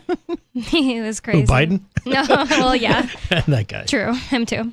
We do have a call on the line. It is Jet. Hi, Jet. Yeah, well, I've lived all over the U.S. and in Alabama for a little bit. But if you live in the South, you have to learn to make two different sounds out of every vowel. Yeah. The example is, let's say if you have a hat, Yep. red. Oh, you're cutting out. How You have a hat on your head? Is that what you said? no, a hat that's colored red. Oh, okay. How would you say that It's in red. Alabamese? It's red. Red hat? Red. Red hat. Red hat. Here's a great example. My grandma Red. kept saying to my little brother, she has a very Alabamian accent, and I love it. I'm not making fun of her or anything, but she would be like, boy. So it's like not just boy, it's two words. It's like Right. boy. Boy, howdy. Yeah. Boy, howdy. In my example, it's spelled R-A-Y-E-D, Rayed, and H-A-Y-A-T, Hayet. Hayet. Hayet. It's kind of Anyway, like Mr. Garrison. I wanted to, Mr. Hayet. I wanted to get a MAGA. I don't know how you did the MAGA, but anyway, I wanted to talk about some odd things that just, I don't know why I think of these things, but I'm watching TV and a campaign commercial comes on, whether it's Biden or Trump, and we have multi-millionaires on the one hand, a billionaire on the other hand, spending thousands of dollars asking you to send in 5 or 10. I know. Yeah. I mean, first of all, they have enough money to, produce their own campaigns, but yet they still want to leech out of your pocket. Well, I think that might make the voters feel like they have skin in the game. Yeah. Like, I actually contributed money. I'm behind this guy because I have financial interest in It it. makes me sad to think of like some old people that are like, they could use the money and they're giving it to Biden or Trump. It's Right. kind of sad. Yeah, when Trump, Yeah, that's- was it right after his his court hearing where he was convicted. Oh, right. He raised like $50 million. Yeah, like in a day or two. Right. I bet he did well after the shooting, but I didn't hear about that. I didn't hear anything. That's amazing. The other, of course, we could bleed off into the television evangelist things, but I'm not going to go there. Yeah. One of the major things that not major, but minor things that kind of bugs me a little bit is people these days. I don't know whether it's millennials or whether it started with that or where it started, but they tend to leave the T out of the word. For example, the word important. For them, it's important. I think that's regional. You know what I'm talking about? Yeah, I think that might be regional because I grew up in New Britain, Connecticut. It's New Britain, but no one pronounces the T in New Britain. Yeah. It's New Britain. Right, I'm from Clinton. Clinton, right. There's no T in Clinton. I don't say it like that, I but definitely that's feel how like they said it. I flip-flop on that, but I think it's part of being a military brat. Like I say tons of words different depending on my audience, like data. I just say it however it seems like other people are saying it. But the other thing about it that I hate is people, and it seems like a young people thing, dropping the G at the end of ing words. So they're like, I'm visiting my grandparents. You're visiting? I don't like it. Oh, or add the IN? question mark at the end of a sentence? Well, am I that is talking annoying. like this? Yeah. Do I go to annoying too. Yukon in Connecticut? Yeah. I go Am to I Yukon. Is that visiting my grandparents? That and vocal fry. Terrible. Am I visiting Bonnie, are you my sorry? grandparents? Oh. Ew, I'm really bad at that. Are you talking about it's pronounced INE rather than ING? Is that what you're saying? Yes, that's so true. Yes, it's like they're adding an E at the end instead of the G. And I hate people. I don't hate them, but I just don't like to listen. Like if there's like a YouTuber I turn on and they're doing that, I'm like, ugh, I don't know why. I really hate it. Like once in a blue moon doing it is one thing, but being like doing it once in a blue moon, visiting, and like it's so obvious, I really hate it. Oh, it's INE. Yeah. There's a teen. There's no G. They just hate the G. I just hate it. And that's like But not regionally. That's an age thing. I don't know. I just have noticed that like whenever somebody's doing that, they're like a young girl. So a question about the South. How so you have to have a certain thing on your house and your car. What is it called? In Texas, it's a star. Big ugly No, star. you have to buy this in order to get registration for your car, or before you get you have to get a homeowner's policy. But what's it called? If your car gets stolen, who do you call? A lien? ADA? All right, I'll just. I forgot. Boy, it's in the How about South, that? it's insurance, and up here it's insurance. Oh, insurance. Yeah. Sorry, I thought there was like something only in I the wasn't South that you get. I'm trying not to give it away, but I gave it away. Yeah. No, I that's don't know. okay. Insurance. I have no clue which one I say. I don't know. It is weird though. Like if everybody came here from England, right, in the beginning, why No one has a British accent. No one has a British accent, but the closest you're going to get is like New Englanders, right, to that. Well, that apparently whole the thing. Southerners are also. It's because of French. like a bunch of English people going there, and they hung on to the British. It doesn't stuff sound anything longer. like British. Yeah, but of course it's going to change over Well, time. Like And I was just wondering how it got to that twangy business. I've always heard from my mom that it is because of the British, and they like hung on to it longer. Like Well, they run my whites together. understanding. My understanding. Let's Google it.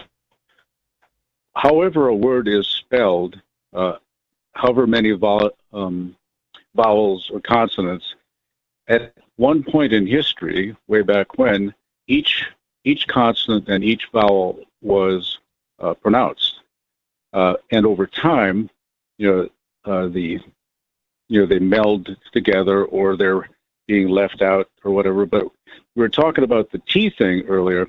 Now you said regionally, but in regionally, how do you say tattoo or hotel? I think if it's at the beginning of the word, they don't drop it. It's only when is it at the end-ish? Well, Or middle. in the middle. It's always in the middle. In the middle. Little. Yeah, in Water. the middle. Yeah, mill. Yeah, or detox. So I'm just thinking it's so funny how just some words are left out, or the things like that. Well, like, I won't say my last name, but it has a bunch of different letters in it, but half of them are not pronounced. So I'm thinking at some point there was some reason the letters were in there. Yeah, I think about that a lot too, even just like any old word that has a silent letter. I'm like, they must have used to pronounce that. So you think knife was originally knife? Maybe not every single one, because that's like a French thing, right? Or maybe not French. I don't know. Yeah, I don't know. I think you find slang in spelling too, like Dunkin' Donuts. Mhm. That's not how you spell donut. No, it's Oh, not. yeah, or if you say tonight, TONITE. I No, hate- it's TONIGHT. I hate that people have started to just act like that's the correct way to LOL. spell tonight. Yeah. That's Yeah. like really Well, dumb. That's because those people don't read. Yeah. Right. People don't read, but they do read things like Dunkin' Donuts. Or like the title to a song maybe would say like tonight, it spelled Two without with the a number GH. 2. Right. 2 NITE. Yeah, Oh man, you remember when Whoa. chat speak was a thing Whoa. for a while, Whoa. and everybody was using chat speak with like twos and like or the letter U. Do people still do that? I still I do have- use sometimes when I'm trying to look younger in like a tweet and I'm trying to make a point. That's a boomer LOL. thing, though. The So not younger the people capital don't do U. that. Well, The capital U, yes, boomer. Lowercase U, not boomer. No, chat speak is boomer. No, it's yes, not. younger people like spell out their words. No, they don't even say LOL anymore. They say IJBOL. I will never talk to a young person again if they ever say that to me. It's I just burst out laughing. Absolutely not. Nope. Well, I'll TTYL. leave you with one. I'll leave you with one other oddity, and that is, you use the word too, like too much, TOO. Mm-hmm. Well, in South Africa, they don't use the double O. They use the same two as it means toward. Really? That would be so confusing. Even speaking English, yeah, right? it's, Yeah, they speak like Yeah. Afrikaans. Well, which it is like English. It's like You mix. think like South African English is English because they were part of England. Well, it's kind of The Empire. English. It's like what people in Louisiana speak is also English. Right. It's like that. Yeah, Australian English. Yeah. That's one of the most I don't interesting know. accents. Like whenever our caller Renee calls in, I'm just like, I almost have never heard anybody talk like him, but I bet a lot of people around him do. Mm-hmm. Okay, I can't make any other messes today, so All right. Thanks for the call, Jet. just kind of silly stuff. I think some people's brains are just better wired at remembering like the differences between 2 and 2. It's just like I learned that once and Well, it's 2, 2, and 2. Yeah, 2, 2, and 2. Oh yeah, the There's 3 number twos. also. There's 3 2s. I learned it like once. Never had to like go look it up in a book and be like, which one is it? It's stuck. And then some people, like they could be in the same class as me and it just didn't stick in their heads. Maybe it's their learning styles, but I also think not reading is huge. I don't see that one so much, the twos being confused. I do see there. Yes. There is a being big one. confused. I see 2 as in like someone will say me too, but it's just TO. It's almost never the number that they mess up. Hmm. We do have another call. Gigi in South Carolina. Hi, Oh, Gigi. Good evening, Christopher. Christopher, this is Steve Classic. Oh, I beg your pardon. I got Who's Christopher? I was Hey. thinking, where's Nikki? Where's Chris? Please excuse me. Good evening, Stephen. And Miss Lori and Miss Bonnie. Nikki had a baby, so she's taking some time away. God, that's so exciting. Yeah. I did not know that. Let me say in Hebrew, Mazel Tov, Nikki. That means congratulations. Nice. Yes. Oh, she had how a girl. exciting. How wonderful. Oh, I'm so happy. I love hearing wonderfully exciting news for people because there's so much garbage on the TV or radio or in the paper. That's true. And the world is just ready to attack each other. This is exciting. Now I Also- understand. I do miss her, and Yeah. I do miss the captain, my secret passion. I tell Jeffrey that all the time. Also, Nikki has been on the podcast a couple times, so if you wanted to I hear don't Nikki. listen to podcasts. Oh. Anyways, I would like to say something. I've been thinking about it very seriously. I discussed it in detail with my husband, who I value his opinion very, very much. When I called Saturday evening, there was a gentleman that was on with Bonnie and Lori. I don't remember his name. I think it starts with a P. It's Peakless, yep. Peakless Yes. Mountaineer. How do I say Pete? No, it's like instead of bottomless pit, there's no peak to this mountain. Oh, so it's Peakless? Peakless, yep. Peakless, excuse me. Right. Peakless. And I understand the importance, and again, reinforcing the mission statement that was critical to founding Free Talk Live and still exists by Ian as well as all the hosts. We are encouraged to express our opinions, whomever we are, a host, a special guest, or a caller. Mm-hmm. But I have to say, and I've been listening to this program for several years, actively calling in. I love this program. I like all the different opinions and perspectives of callers around the nation and the different hosts' opinions. But I was grossly, and I emphasize that, and I'm trying to speak diplomatically. I don't want to be flushed for using unacceptable language on the radio.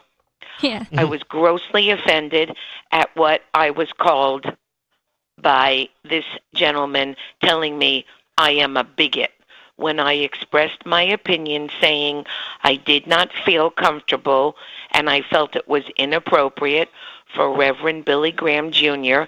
to have invoked a prayer using the name Jesus Christ, my Lord and Savior. Again, it was my opinion, and I expressed very specifically and politely I didn't feel comfortable with any religious overtone, whatever it would be. And I have been thinking about this for a good 24 hours, and whoever is listening to the show this evening, I am just expressing my opinion. I was very, very offended. I take great umbrage that I was called a bigot, and I am just still thinking about that. I actually wrote to Ian this weekend, and I wrote him about that because Ian takes pride in everybody's opinions expressed, hosts, guests, callers. That is the mission statement of this show. But I wanted to share it with Ian because I have always found Ian in his letters to be very open-minded, extremely objective, always gentlemanlike to me in our communication. And Bonnie, you know your husband better than any of us. I think you would agree. Oh, yeah. He is always open-minded, gentlemanlike, and objective. I'm sorry that you very hurt by that comment, that word attached for me as Gigi.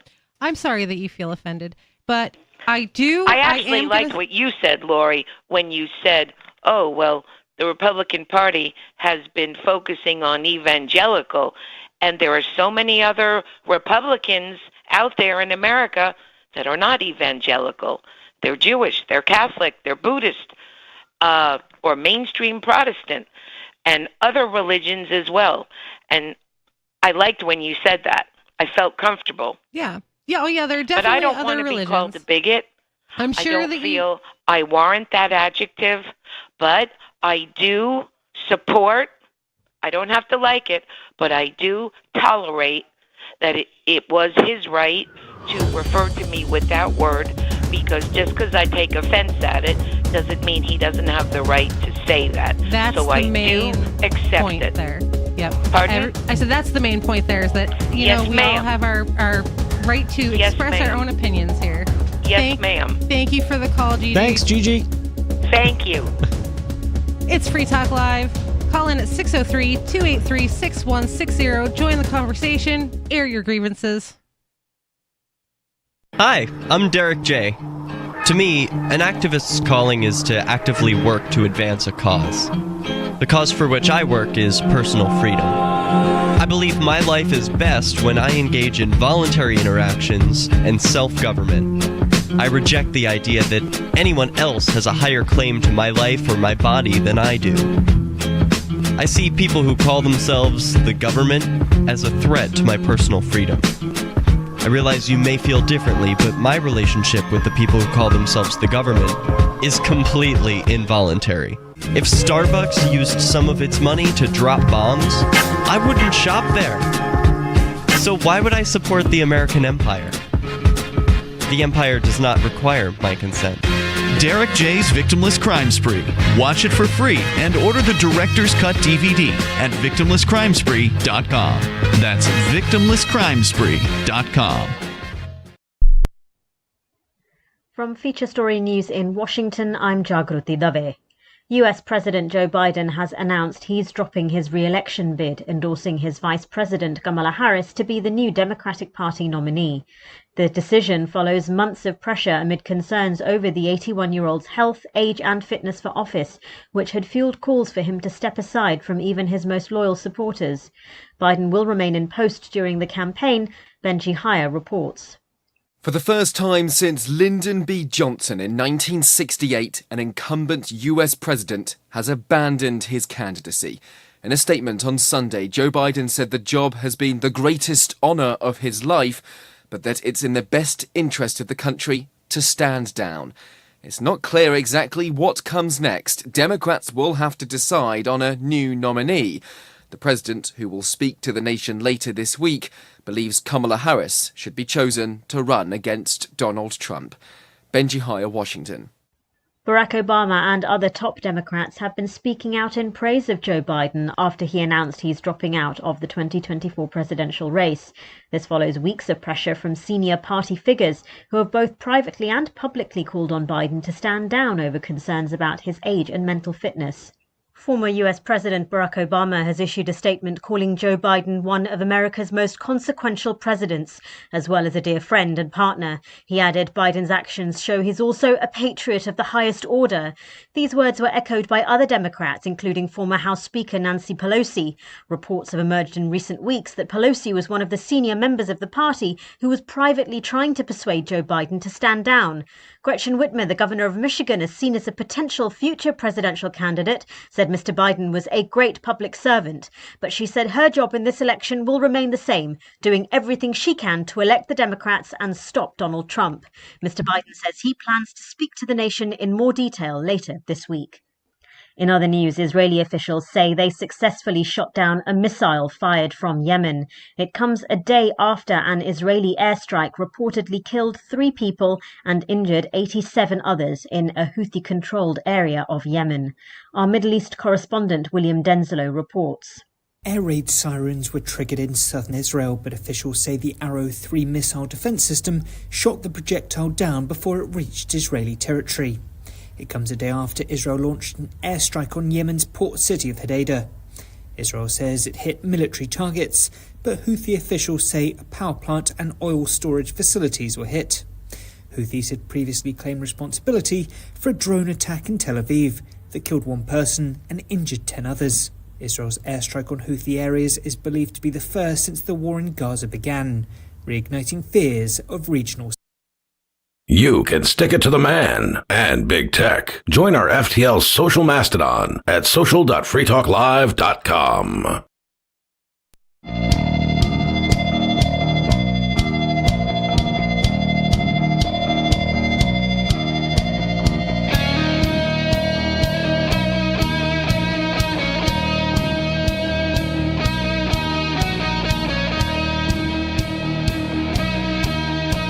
Meow, meow. Meow, meow, meow, meow, meow.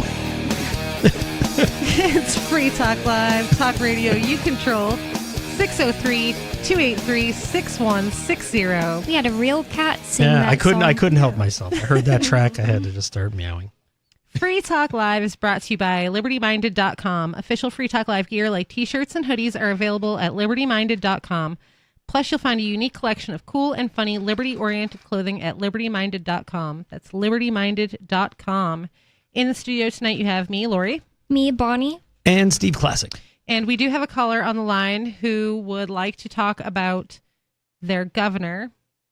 He said his name, but I didn't quite get it. So we'll have to ask him.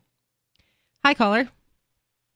Hey, what's going on, Lori, Steve, Bonnie? It's Footloose here. It wasn't about the governor. I was going to say, you're going to be talking about our governor? Ugh. Oh, I already talked about the governor enough. All right, that's enough. We need to worry about, we're going to be talking about the next governor. Cuck Morse? Me. Oh, you? No. All right. Oh, yeah. Me. Yeah.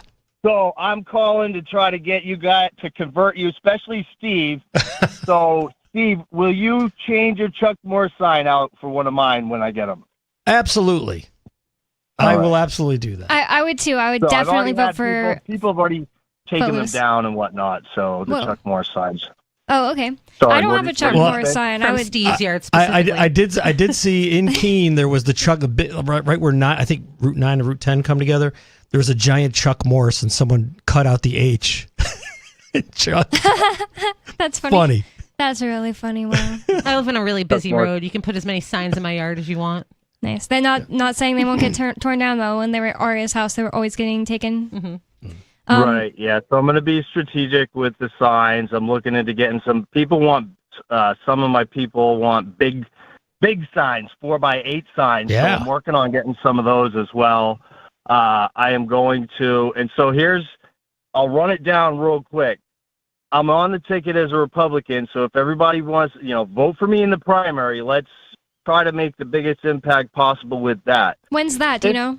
September 10th? September 10th.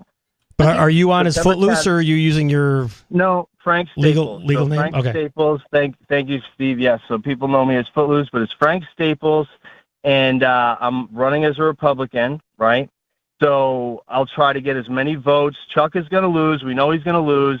Then he's going to endorse Ayotte. Chances are we're going to see, because I actually have policy positions and I have other radio shows coming up with like the Nashua Chamber of Commerce.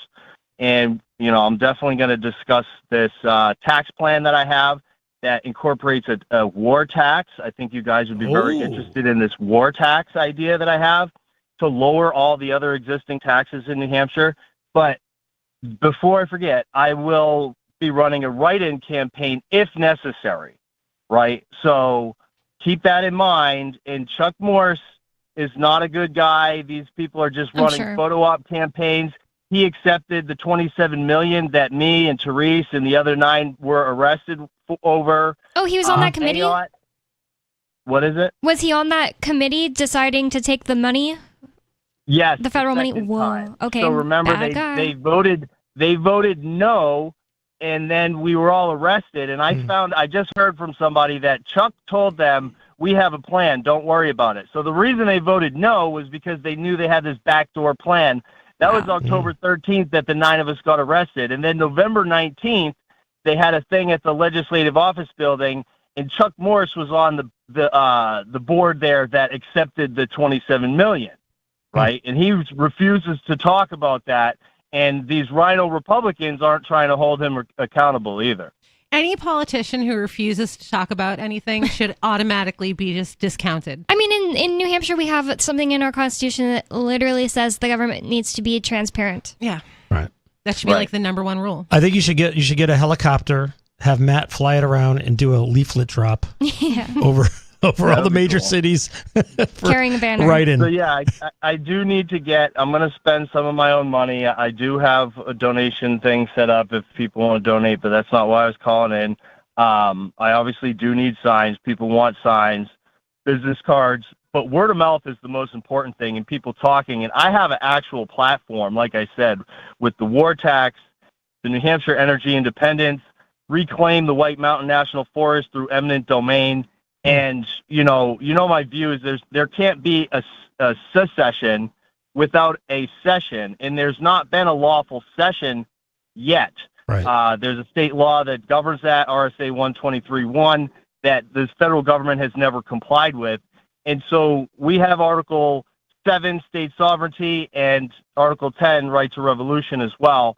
And I think it's time to, through executive order, reinterpret these things and reassert their control over the lawlessness and take New Hampshire and turn it into the republic of New Hampshire. So basically for research in a trial that Footloose had where he filmed in a federal courthouse, he did some research and he found out that the rules in New Hampshire say you have to fill out this paperwork and file it with a New Hampshire office in order to be the feds and claim part of the land, and that they've never done it. They've just never actually followed the rules.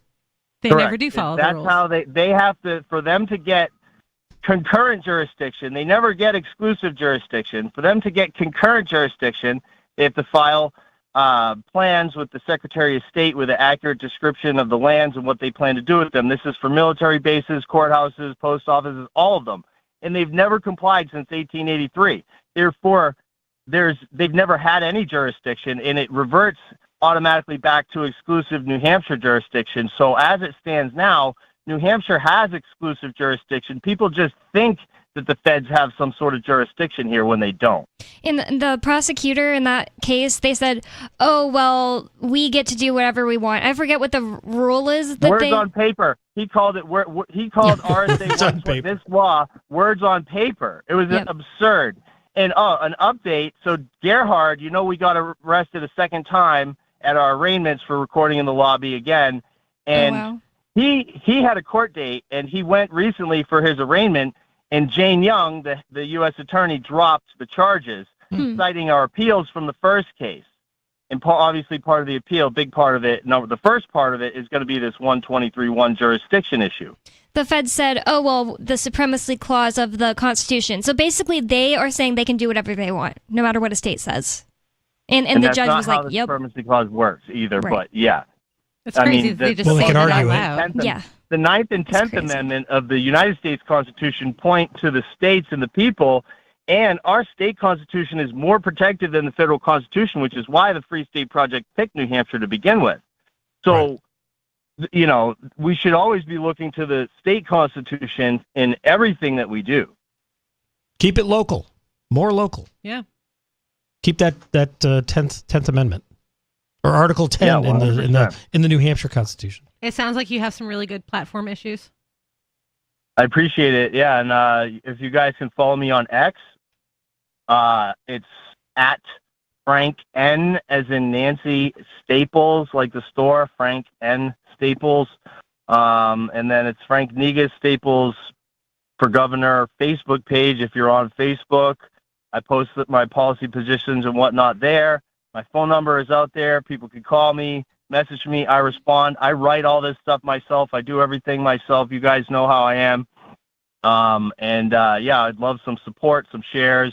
Invite your friends to the page and talk about it. You got to get some swag down to the West Coast for us locals here. Down to Keene.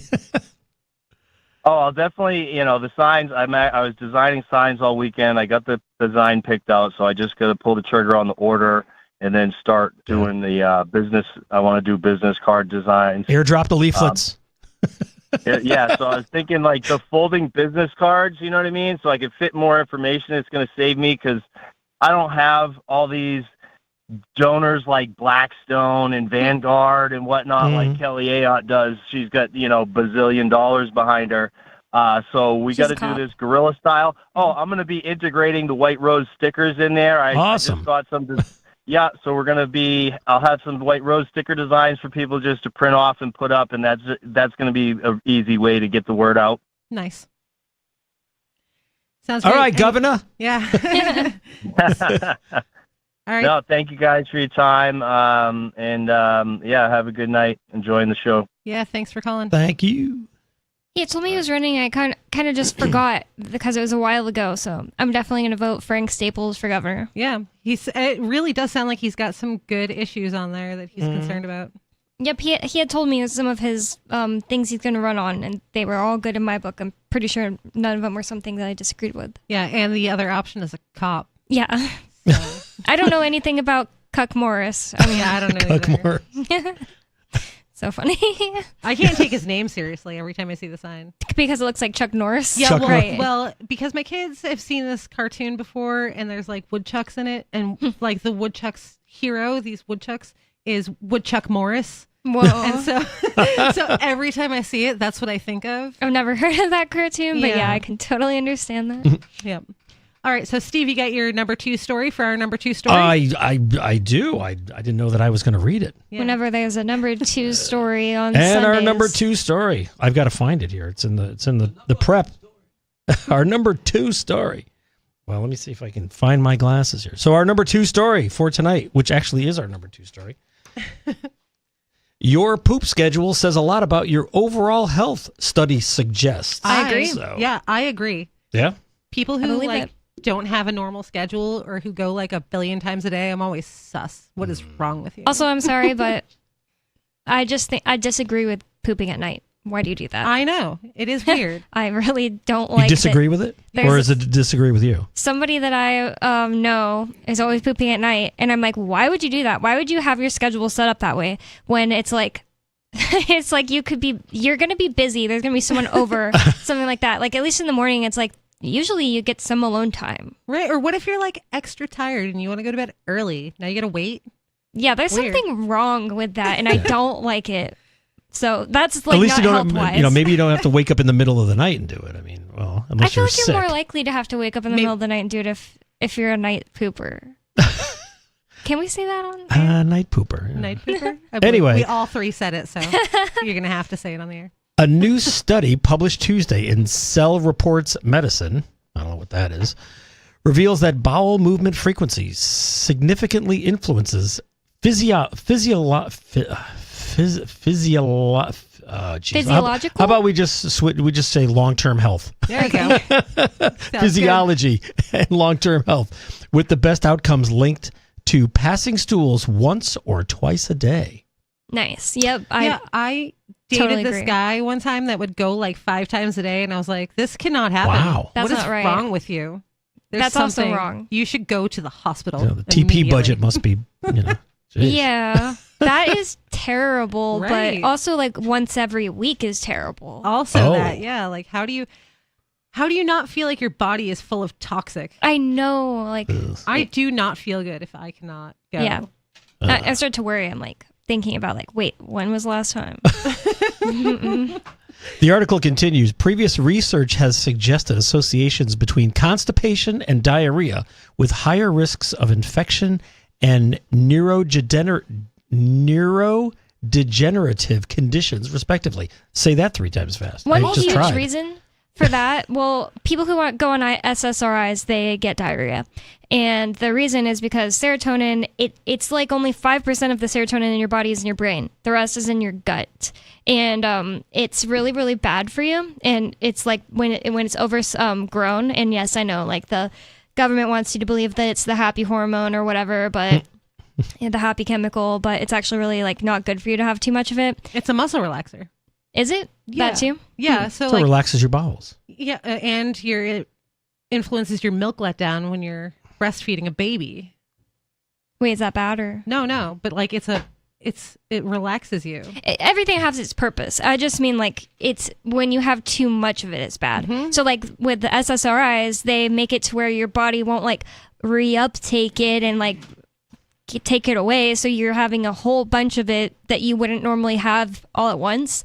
And that's so bad for your bowels too, because having too much of it is not good for your bowels. And so it makes sense that it gives you diarrhea. And it makes sense that, wait, I forgot what it was that you just read that. I said neurodegenerative conditions. And it creates infections in your bowels, endotoxin. Endotoxin gets to your brain and kills brain cells. I cannot imagine living my life just like having diarrhea be a thing that's normal. Yeah. Like this is just business as usual. Absolutely not. No.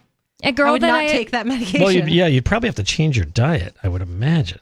Well, if you always have diarrhea, or the medicine is causing your diarrhea. Yeah, the medicine would cause it. But even if there is something you could do with diet, these people that are on SSRIs generally are the people that just do whatever the doctor says, and their doctors aren't going to tell them like anything nutrition-wise can affect them, because that would be admitting that medicine is, or food is medicine. Right. Doctors only spend, I think, 5% of their training on medicine, on health, nutrition. Right. Exactly. They'll just give them another pill, maybe Right. is supposed to cause not. Well, they're pharmaceutical salesmen. You know who else is weird? Is the people who have no schedule. Have you ever met those people? They're just like, I got to go to the bathroom now. Like, what? That's you didn't know that was coming? Like right now. Yeah, you didn't know. Like, you had no idea that this was a thing that was coming up for you. Yeah, that's weird. Not good. Well, sometimes a long trip back home, like you can't step on the gas fast enough. The article continues, but since these findings were observed in sick patients, it remained unclear whether irregular bathroom visits were the cause or result of their conditions. I do hope that this work will I do hope that this work will kind of open clinicians' minds a bit to the potential risks of not managing bowel movement frequencies. Senior author Sean Gibbons at the Institute for System Biology told AFP, explaining that doctors often view irregular movements as merely a nuisance. They're dumb. That's weird. A nuisance. You got to think that there's something wrong. There's something going on wrong if that's happening to you. There's this guy that I like to listen to about nutrition. He's just self-taught about everything about the body, and he enjoys reading studies, and now he does his own studies on rats in Bulgaria and Belarus. Rats? And yeah, he has people that do studies on rats, even though he's not a doctor himself, he's all self-taught, and it was really hard for him to get any lab that would work with him. In America, they just won't. Oh, right. They're like, where's your degree? In his degrees in computer science. He's so he just has to do genius. this in another country. Yeah, but he is from Belarus, or whatever, if that's what it's called. So Georgy Dinkov, that's his name. And he's awesome, and if you just Google him on YouTube and listen to him, it's like you'll learn more than you've ever learned in the amount of time that someone can talk. He's packs so much info in there. Well, he said that his kids would get constipated, and he'd take them to the doctors, and the doctors would be like, "Oh, it's not a problem unless it goes over 2 weeks." That's crazy. 2 weeks. That's way too long. Way too long. That's I think you can start to get poisoned. Yes. That's how your body is getting rid of toxic materials. That's how dumb these people that are doctors are, and I just don't understand putting my health in their hands. The whole nutrition thing is weird to me, that it's not just common sense. If the thing does not grow, naturally in the world, and you can put those ingredients together and make a thing, obviously, but if it's something that isn't a plant or a meat or whatever, you probably shouldn't eat it. If it's some kind of chemical compound that they put into your food, it's probably bad for you. If it's highly processed oils, it's probably bad for you. Right. Well, the article goes on. It says when stools linger too long in the gut, microbes exhaust the available fiber, which sounds to me like a fart. Microbes exhausting fiber. It says they ferment into beneficial short chain fatty acids. I don't know whether that's true or not, but that's what the study says. And instead ferment proteins, producing toxins like p-cresol sulfate and indoxyl sulfate. Those are big words. Those are the endotoxins. Okay. They can go to your brain. What we found is that even in healthy people who are constipated, there's a rise in these toxins in the bloodstream, said Gibbons, noting that these toxins are particularly burdensome to the kidneys. Yeah, that makes sense. You're filling your body with toxins, and your kidneys are what? That's the filter. Filter out toxins. Right. So. One thing that's bad about having a lot of serotonin in your gut, just having bad gut health in general, is it gets leaky. Your gut gets leaky, and just imagine how bad that is. The place that carries waste out of your body is getting little holes in it, and it's getting into your bloodstream. Yeah. That's just not right. That shouldn't be happening. Extremely dangerous. Well, it says fruits and vegetables are key. In cases of diarrhea, the team found clinical chemistries indicative of inflammation and liver damage. Gibbons explained that during diarrhea, the body excretes excessive bile acid, which the liver would otherwise recycle to dissolve and absorb dietary fats. Fiber fermenting gut bacteria known as strict anaerobes associated with good health thrived in the Goldilocks zone of 1 to 2 poops a day. That's right. That's the Goldilocks zone. All right. Well, I learned something here. I thought that was just normal. I feel like that's kind of common sense for some reason. Right. If this event happened to me 3 times a day, I'd be like, whoa, this is getting to be a lot. I'd be like, am I sick? Yeah. But if it happened 0 times, I'd be like, whoa, that's not enough. I need to drink more water. Yeah. Eat some fiber. Demographically, younger people, women, and those with lower body mass index tended to have less frequent bowel movements. Interesting. Hormonal and neurological differences between men and women may explain the gap. Women take better care of themselves. It says the men generally consume more food. Yeah. I know someone who eats more than me. I always thought that it was that they eat more food because you would think like more food's got to come out more frequently. Basically, like Ian eats more than double what I eat. I think on average, women are just more conscious of what we're eating. Like I see men eat more Chicken wings? Garbage on average than women. Like I think we're more conscious of what we're putting into our bodies. Well, it says here it was eating more fruits and vegetables. That was the biggest signal we saw, said Gibbons, along with drinking plenty of water, regular physical activity, and eating a more plant-dominant diet. That too. I don't like the idea that just any old vegetables are good for you. Like broccoli is so freaking bad for my guts specifically. Yeah, well, that's an individual thing. But like I have noticed that a lot of guys don't eat vegetables. Like you don't see them ordering salads or like, you know, they just don't really eat like potatoes. Like I'll have a potato. That's not a real vegetable. Like it's a French fry. Right. Yeah. Right. Tomato it doesn't sauce. have to be a French fry to be a delicious, amazing potato. That's right. Potatoes are delicious, but they're not like, you know, a substitute for like ever eating leafy greens or something. like no spinach. It's not spinach or carrots or beets or any of that stuff. I eat carrot cake. There's carrots in there. Right, there's carrots in there. No. I want to start Zucchini bread. making my own collard greens because they're so good for you. And I've only ever eaten them in restaurants or when my mom has made them. Never made them myself. Do you guys hate them? No, I like collard like greens. They're awesome. You gotta try to grow them. Try to grow. Maybe it's too late to start now, but Yeah, maybe I could like next year. we've been growing a lot of callaloo. What's that? Callaloo. It's kind of like it's like almost like a spinach. It grows pretty tall. Nice. You can saute it up. You can put it in salads. Does it taste like spinach? No, it doesn't taste like spinach. I don't know, but again, we don't cook it with butter and salt and pepper. So you know, This is gonna be the next thing that some. They serve it at Yasso.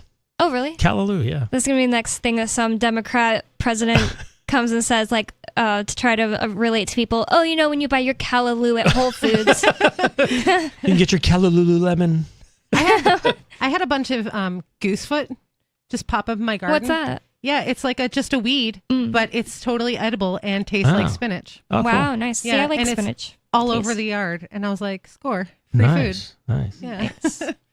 I had a friend whose grandpa was a black guy that was like in his 70s back when I was a kid 20 years ago. He's died a few years ago, and he was used to eating like everything that grew outside, and he would still put pokeberries in his salads, and they're so gross. Aren't they bad for you? Pokeberries? Pokey weeds? Pokey weed no, berries? see, so everybody asks me this when I bring this up. It's not pokeberries. I don't know what that is. It's polkberries. Oh, polk. Polk. Yeah, Like they're polka really without the A. purple. Oh. They have berries that are super purple, and me and my friends would always draw with them. I've never heard of Those them. sound. it's a southern I thing. think that's pokey weed. Free Talk Live, 603-283-6160. Call in. Tell us about your berries from where you're from. More coming up.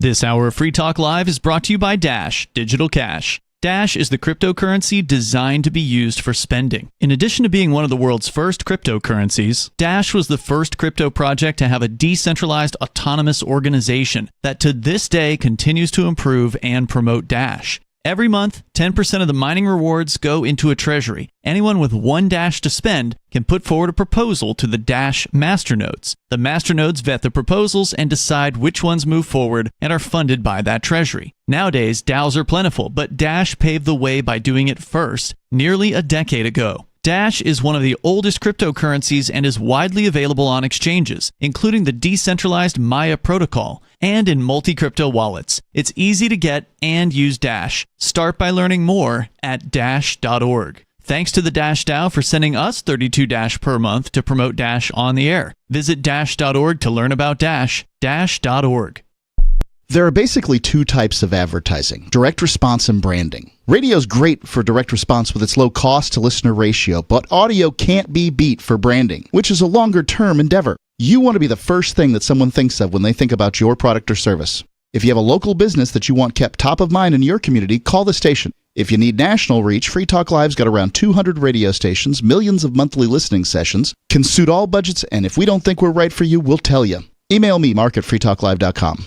Tired of cancel culture? Sick of mega tech corporations holding an axe over your head? Join the LRN.FM Matrix chat server. It's self-hosted, so no one else can tell us what to do or say. Don't like the existing channels? You can make your own. You can even connect into some of our channels from other Matrix servers. It's federated. For the full LRN.FM Matrix experience, though, you should join our server via the step-by-step instructions at chat.lrn.fm. Chat.lrn.fm. You're listening to the live edition of Free Talk Live. Hour number 3 is next after the news here on the Liberty Radio Network at LRN.FM. From Feature Story News in Washington, I'm Jagruti Dave. US President Joe Biden has announced he's dropping his re-election bid, endorsing his Vice President Kamala Harris to be the new Democratic Party nominee. The decision follows months of pressure amid concerns over the 81-year-old's health, age and fitness for office, which had fueled calls for him to step aside from even his most loyal supporters. Biden will remain in post during the campaign, but the historic decision means whatever happens in November's election, the 46th President of the United States will not serve a second term from January. Benji Hire reports. For the first time since Lyndon B. Johnson in 1968, an incumbent US president has abandoned his candidacy. In a statement on Sunday, Joe Biden said the job has been the greatest honour of his life, but that it's in the best interest of the country to stand down. It's not clear exactly what comes next. Democrats will have to decide on a new nominee. The president, who will speak to the nation later this week, believes Kamala Harris should be chosen to run against Donald Trump. Benji Hire, Washington. President Biden's decision to quit the race seems to have come somewhat abruptly. Time and time again, he insisted he hadn't seen any polling that showed him losing to Trump. Unless they came back and said, there's no way you can win. Me. No one's saying that. No poll says that. It's unclear if Joe Biden was hearing the calls from top Democrats to quit, with the president saying only days ago he looked forward to campaigning this week. Reports say Biden's inner circle of supporters was growing smaller by the hour before his announcement to end his candidacy. Barack Obama and other top Democrats have been speaking out in praise of Joe Biden after he announced he's dropping out of the 2024 presidential race. This follows weeks of pressure from senior party figures who have both privately and publicly called on Biden to stand down over concerns about his age and mental fitness. Former US President Barack Obama has issued a statement calling Joe Biden one of America's most consequential presidents, as well as a dear friend and partner. He added, Biden's actions show he's also a patriot of the highest order. These words were echoed by other Democrats, including former House Speaker Nancy Pelosi. Reports have emerged in recent weeks that Pelosi was one of the senior members of the party who was privately trying to persuade Joe Biden to stand down. Gretchen Whitmer, the governor of Michigan, is seen as a potential future presidential candidate, said Mr. Biden was a great public servant, but she said her job in this election will remain the same, doing everything she can to elect the Democrats and stop Donald Trump. Mr. Biden says he plans to speak to the nation in more detail later this week. Another Democrat seen as a potential presidential candidate is California's Governor Gavin Newsom, who also reacted to Joe Biden's announcement on social media. Ryan Baker has more. Newsom says President Biden has been an extraordinary history-making president, a leader who has fought hard for working people and delivered astonishing results for all Americans. Newsom was one of the heavy favorites to be the next Democratic nominee for president. The other is current Vice President Kamala Harris, who is a former California senator and who has been endorsed by President Biden. I'm Ryan Baker. Meanwhile, President Biden is urging Democrats to support his running mate after dropping out of the race. Rory O'Neill has this report. In a social media post separate from the letter announcing his decision to drop out of the race, President Biden said his first decision as party nominee 4 years ago was to pick Kamala Harris as a running mate, calling that the best decision he's made. He gave Harris his full endorsement, adding, "It's time to come together and beat Trump." I'm Rory O'Neill. In other news, Israeli officials say they successfully shot down a missile fired from Yemen. It comes a day after an Israeli airstrike reportedly killed 3 people and injured 87 others in a Houthi-controlled area of Yemen. Our Middle East correspondent William Denzelo reports. Air raid sirens were triggered in southern Israel, but officials say the Arrow 3 missile defense system shot the projectile down before it reached Israeli territory. It comes a day after Israel launched an airstrike on Yemen's port city of Hodeidah. Israel says it hit military targets, but Houthi officials say a power plant and oil storage facilities were hit. Houthis had previously claimed responsibility for a drone attack in Tel Aviv that killed 1 person and injured 10 others. Israel's airstrike on Houthi areas is believed to be the first since the war in Gaza began, reigniting fears of regional spillover. William Denzelo, Baghdad. From bureaus worldwide, this is FSN. It was a big night for music's hottest acts, especially for Lord Chillingsworth. In a shocking upset, the young artist took home the spookiest Halloween sound effect album Grammy for Creepy Night in Halloween Manor. Music blogger Ty Vaughn is here. Ty, what a shocker. Lord Chillingsworth's track, Man Being Boiled Alive While Chains Rattle in a Dungeon, was crazy spooky. It was everywhere this year. Haunted houses, Halloween stores, nighttime hayrides. Anywhere you look, people were getting the willies from this album. But a lot of people thought Grammy darling Dr. Spookenstein was a shoo-in to win for his album Laboratory of Madness. And that was a great album. Critics praised Spookenstein's stripped-down approach, rattling real bones together and dripping real blood onto a screaming lady. The class act Spookenstein offered a gracious congratulations to Chillingsworth, saying, "I'm a fan of every bloody who was nominated, especially Chillingsworth. I have a skeleton ton of respect for him as an artist. I just saw him on the red carpet and congratulated him." This is the Onion News Network. Don't miss a moment of Free Talk Live. Get our archives daily via our podcast at feeds.freetalklive.com.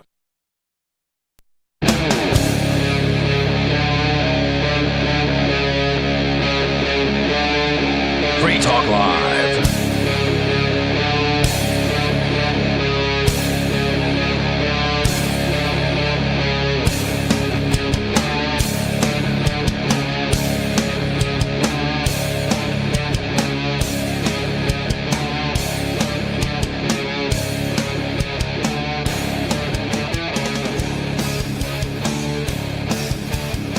Free Talk Live, 603-283-6160. Free Talk Live is talk radio you control. Feel free to call in, get in on the conversation. It is officially unofficial. We've been podcasting since podcasts began, but we're launching a new podcast anyway. Our new podcast is 30 to 45 minutes show releasing once a week, and you can find it at freetalkcast.com. It's brought to you by the same people who bring you Free Talk Live, and we'd love for you to check it out. Again, that's freetalkcast.com. In the studio tonight, you have me, Lori. Me, Bonnie. And me, Steve Classic. And we do have a couple callers. So we're going to go first to caller in Midvale. Thanks for calling Free Talk Live. What would you like to talk about? Skeeter, right? I've got a confession to make. Oh, no. Is it Joe Biden? Skeet has a different meaning here on the mean streets of La Jolla, California. I think everybody knows. Everybody knows. To ejaculate. Hey, everybody, look at your cameras. Skip, skip. It's your boy. Skip, skip, skip. Look but at I your have camera. an honest question for you, delusional ANCAPs. I have a question for you, delusional ANCAPs. What do you expect to happen when you guys have a state referendum on secession? You know it's unconstitutional, right? What do you expect to happen when you make your personality so unpalatable to any woman and you like live in your parents' basement? More evasion, Bonnie. Why don't you answer my question? Even if the vote isn't stomped out, right? What do you expect to happen when you have a state referendum on secession? So here's what's going to happen. We're going to vote to secede, and then Washington is going to they're going to send tanks and F-16s. They're going to blow up New Hampshire and send a message to the world. That's what they're going to do. Do you really think that? No, I think that's gonna happen. So that's the end of the discussion. What else you got? I think you're wrong. It's gonna happen before you even get to the referendum. The closer you get, the more the Fed's going to start to step in. All right, because what you guys are doing is unconstitutional. Well, let them You start know that, tomorrow. right? Let them start tomorrow. Like, start bombing. Start Even if bombing. they let you have that vote, right? Bring the Let's say even if they Humvees let you have in. that Come vote. on. Bring the Humvees right to Concord. Yeah, no one I'll else give in the you- rest of I'll the even United give- States will care if they Have you faced a destroy drone? New Hampshire. Have you guys ever faced a drone? Huh? Actually, Oh, yeah. Have yes. you ever Yeah. watched? Well, they could send in you- a million you- drones. It'd be awesome. Bonnie faced was drones raided. loaded I was with, face to face with a drone. explosives? Literally. I don't think you know what you're in for. I don't think you've ever faced a sanction. How Well, can you fight a sanction, guys? There are things worse me. than death. And you guys realize, all governments acknowledge the right to revolution, but you have to win. That's the condition to revolution. If you don't win, it'll be treason. You know that. Once you take up arms, let's say you get your vote passed. I'll even give you the benefit of the doubt. You get your somehow the referendum set. You get a vote passed somehow. They're irrational. And then what? Then if you try to revolt, if you take up arms, that's sedition and treason. You know that, right? And if you don't win, they can prosecute you for that. Why are you so concerned about us trying that? I'm not. Just I let actually us hope try you it do. then. I want to accelerate you guys. I'm an accelerationist. I want to see it. I just want to hear your I just want to hear what goes on in that mind of yours, where that hamster is like running on that wheel. That's what I just don't understand. I pray you guys try. So women look I wanna for vote in a for man sanctions somebody against who you. is, capable of keeping their emotions intact. Someone who I don't is. have any emotions, Bonnie. Oh, I'm okay. autistic. Is your face not red right now with your screaming and emotional charged words? I But don't believe my you. arguments are He's my like arguments are sweating. emotion free. My arguments are emotion free, even though the way I present it does have passion in it. But I'm thinking totally cut and clear. You guys are irrational. What do you guys hope to do? Where are your weapons gonna? You can't fight the U.S. Are you hoping that they're so nice they just let you out of the Union? Is that what you're hoping for? Why don't you guys go to Taiwan? I got an idea. He Let's doesn't care, trade by the way. Taiwanese. He doesn't care at all. Let's trade. I care about you guys because you guys stand in, but I don't care about you in the way you think. No, my point was that you 'Cause just guys- said you don't care. She asked, "Why do you care what we do?" And you're like, "I don't care." But now you're like, "Well, what do you think is going to happen?" Right. Yeah. It's just morbid curiosity. It's just morbid. I just want to. Another thing women look for. We have our own I just morbid curiosity. I just told you what's going to happen. So move on. Yeah. .org. Exactly. So why are you guys doing it then? Because we don't care what you think. You guys just want to free ride the national defense. You guys don't want freedom. This is my idea, right? Let's go to the Taiwanese. Let's ask them to trade all the Taiwanese that are willing to be U.S. citizens and trade you guys with them. Put you guys in their place and see how your national defense holds up to Xi Jinping. How do you feel about that? Yeah. That doesn't How would you even feel make- if you were in Taiwan? It It's like, doesn't even make any sense. All right, thanks for the call, Skeeter. So Sounds like Beavis. yeah, he does. I don't know. I think Beavis was probably a little bit better of Smarter. a conversationalist. Water, water, fire.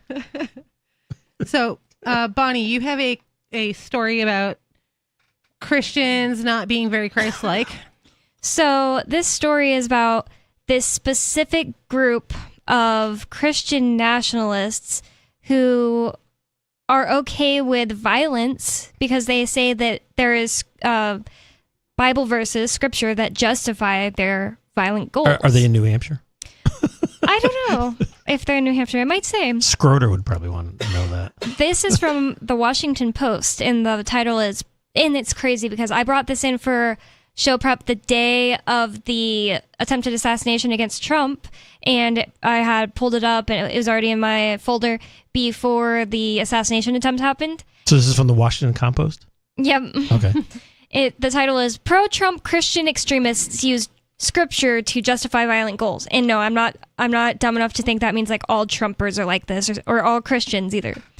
It's not that. It's just that there is like this group and they actually think that they are justified because their book says that they are. I assume it's Old Testament.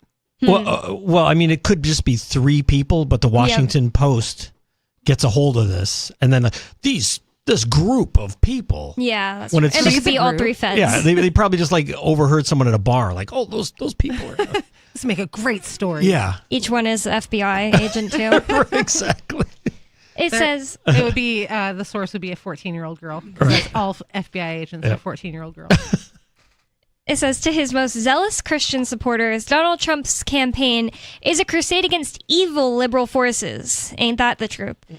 That must be vanquished by any means necessary to save the republic. That's the dumb part. Democrats aren't opponents, but enemies to be smitten. Vice President Harris is depicted as Jezebel. I feel like that word is not used right there properly. Jezebel? No, smitten. Vice President Harris. Oh, sorry, I said smitten. I said smitten, but I read the word smited. Sorry. Okay, I was like, that doesn't sound. Enemies to be smitten. Oh, I love them so much. That's funny. I don't know why. It's like my brain just like made up the wrong word somehow. Or not made it up, but just used the wrong word. Yeah. Do you ever, this happens to me often, I'm like texting, and if a word starts with the first 2 letters as another word, sometimes my fingers, muscle memory, just type that word instead. It's like I'll be meaning to say need, but my fingers will type neighbors. No. I don't know I've how never it's had that possible. happen. And must it's be like an extremist. I'm an extremely fast thumb typer, not Texting computer extremist. keyboard typer. Thumb typer. And yeah, that's always like, whoa, how did that happen? Like, it's not that I clicked the autofill, my Right. fingers wrote it all the way. And it's just, I don't know, muscle memory. Thumb and thumber. It says, Vice President Harris is depicted as Jezebel, which I feel like no one says that. No. No one considers her, of all people, Jezebel. Like Hillary, maybe. No, not even Hillary. Like a Jezebel is supposed to be like hot, some hot woman who's, tempting you with her Rapunzel. her lasciviousness. Okay, AOC. She's hot. I guess. I feel like she doesn't have like the prettiest face in the world, but she has a really nice body. Her face isn't hideous. I used to think she's kind of ugly because I thought she's just like skinny, but she Got the actually has horse a nice teeth. body. Yeah, I don't like her teeth. I hate to say it. So Vice President Harris is depicted as Jezebel, the epitome of womanly wickedness, who meets a grisly end. Teachers, librarians, drag queens, all perceived as introducing dangerous ideas to children, are condemned to drowning with millstones around their neck, a la Matthew 18:6. This person's obviously taking a little Wow, they are really reaching on this. They're taking some liberties here. Yeah. Spiritual warfare is a central theme of Christian nationalist movements that are reshaping the GOP by preaching that the country's theological identity is under attack and in urgent need of a revolution to put the faithful in charge. And the thing is, listen, I know that it seems kind of ridiculous, but there really are people that think this way. And the thing is, I'm like a spiritual person. I totally believe that this is like the government and all that we've allowed to happen, the freaking just 1 decade ago, like 20 million people getting killed by communists. It's because of not like you're being smited, but like people are doing things that are objectively wrong, and spiritual laws happen to where like bad things have to happen to those people until they learn. That's just what I believe. But they're wrong because they think that God is up there saying, I want to put the person I want in charge, and I want to save this republic. God, if there's a God, he doesn't want to preserve a system that is absolutely corrupt, like violent, the government of the United States or any other. And anyone who says the nation's theological identity or whatever they said should just be discounted. Yeah. It's not a thing. Well, I That's mean, so true, yeah. the government, thou shalt not kill. All right, well, right there, they're all guilty. Yeah. Yeah. You know? Yep. Including Trump. Thou shalt Soleimani. Thou shalt not cover thy Thou neighbor's. shalt not steal. Come on, right there. Well, thou shalt With not their covet thy taxes. neighbor's possessions. That's like America's #1 rule. You should Right. covet If- your neighbor's possessions. Taxing. And also want those things. Right. And coveting other countries' oil. Right, thou shalt not steal. So they want to take your tax money, and if they can't, they'll take your property. But really, there are definitely people out there who think God wants Trump in office, and he's Is that part of the Q thing? It's not just Or- that. Like, have you ever heard of God TV? No, I have not.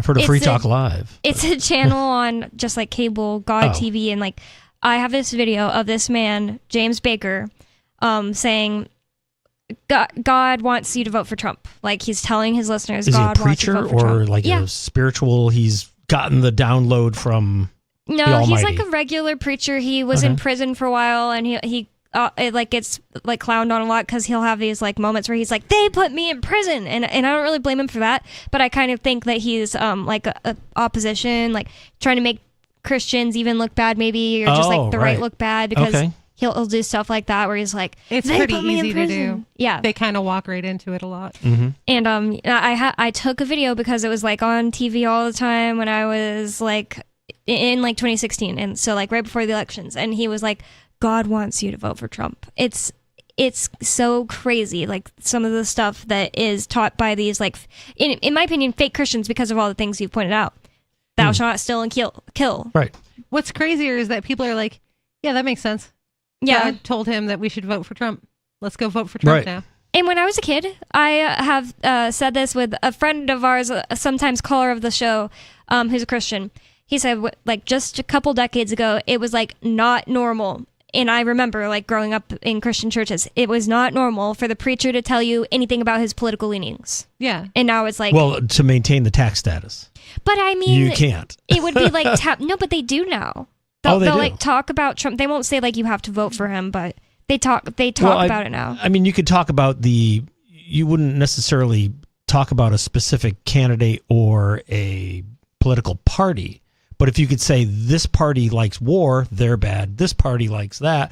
So they're all bad. Yeah. You know, it's probably the bottom line in the church. But basically what he was saying was that like a bunch of the churches he tried out when he moved back to New Hampshire were like straight up the preachers like Trumper. Really? Mm-hmm. Wow. Which I would not expect in New Hampshire, Right. honestly, especially, but that's what he said.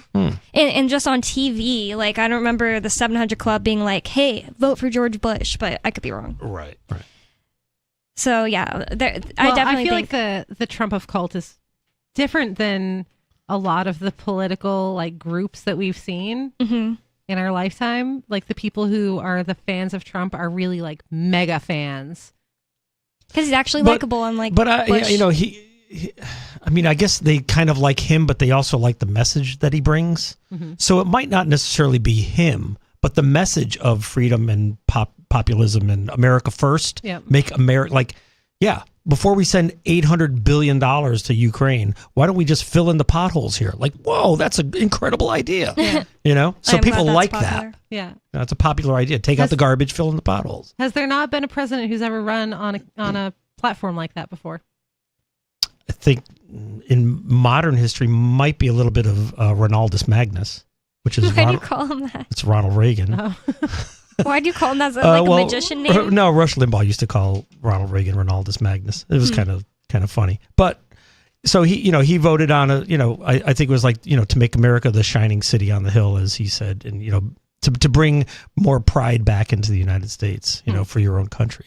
Shining City on the Hill is like biblical. Well, yeah. So he had a religious leaning, as most Republicans would. I think Democrats don't even bring that into the. It was just equation. like more tasteful back then. This is just like untasteful. But like in our lifetime, there hasn't been a president that's run on like, hey, let's take care of this country. So that maybe explains why people are so like, people are hungry for it. Yeah. Yeah. Like, let's stop the foreign aid and let's, like I said, fill in the potholes and take out the garbage and take care of the veterans. That's why you don't even hear people talk about like how great Biden is, like, at all. No. It's not even like, oh, I just only talk to libertarians. Like, I mean, like on Twitter, you don't see it. You just don't see people talk about like genuinely and authentically and organically talk about how much they love Biden. No, like when the election was happening, what I heard was like, he's not Trump. Yep, exactly. Right. That was it. Like, right. They can put the devil in there, and I'll vote for the devil. He's not Trump. He's not Trump. My grandma said to me, I said something about not voting in 2020 and on like publicly, like on Instagram or something. And my grandma is a like Hillary loving Democrat in California. I love her and everything, my grandma. But sorry to hear that. She told me that she was like, I know it's not like the best person, Biden, but we have to vote for him to keep Trump out. We have to. We have to. We have to. Well. We do have a call. I'm going to go to the phone. Hi, caller. What would you like to talk about? Hi. Hi, my name is Gustali Glenn. Can you hear me good? Yes, we can hear you. Okay, my name is Gustali. I called here on the show before. I spoke about the abolished slavery bill. Oh, yeah. But, yeah, that's me. And I'm today my call I wanted to call about because I became homeless over a year ago, and DCYF took my kids because of it, and because it's in their best interest. And since then, I've been through hell and back with DCYF, and them adding stipulations. And just this past weekend, my 14-year-old son, something happened at the foster home. We slammed doors and whatever, and then the foster people, all of a sudden, they said that he was unpredictable and whatever. And they decided to call the police and call the ambulance. And they sent my 14-year-old son on an ambulance by himself to the hospital, and then did whatever evaluations that they did, and he was fine. And then he still stayed at the hospital by himself, was calling people. No one answered his call.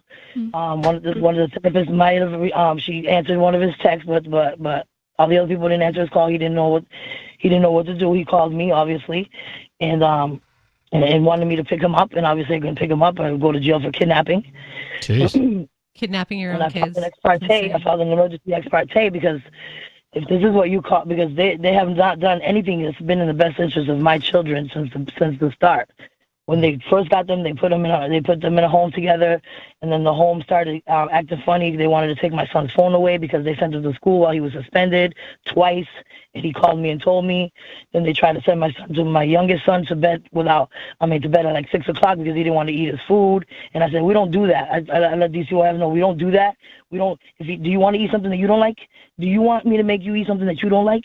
Yeah, No, and right? what kind of you like? You punish a kid for not eating their food by sending them to bed at 6 o'clock. That's a good way to give him, problems with food. So my older son, he let me know about all of this, obviously, and that foster home also wanted him to put, like, if I called or his dad called, they wanted him to put us on speakerphone but not tell us. Oh my God. Well, that's actually legal in New Hampshire. Yeah. So What state do you live in, or what state are your kids This is in? New Hampshire. Oh, in New Hampshire. This is New Hampshire. Oh, Yep. okay. I'm in Minnesota. Okay. And so they wanted, so now they took my children because I was homeless, which is technically the law says that it can't be found neglectful just for financial reasons, which that's what it was. But they took all these other things because they had already come to my hotel room 2 days before. 4 days before they filed an ex parte and told me they were closing my case, of which they were supposed to be closing my case. But then on Friday, City Welfare called them on me because I was over there refusing to leave because they were denying me assistance after they made me go out there and spend all the money that I had. And they were charging me shelter reimbursement against the statute, RSA 165-20B. If it places you in a financial hardship, they cannot charge you shelter reimbursement. But they were charging shelter reimbursement to every person that they put in the shelter, still to this day. Because I spoke at the mayor meetings, aldermen, I had rallies, and nobody has done anything about it. So they're just exploiting poor, vulnerable people who already don't have any money to put them in a shelter, charging them for the shelter against the statute, New Hampshire RSA 165. And they're making money off of taking people's kids who can't fight back as easily. Exactly. Violating our constitutional rights, no due process.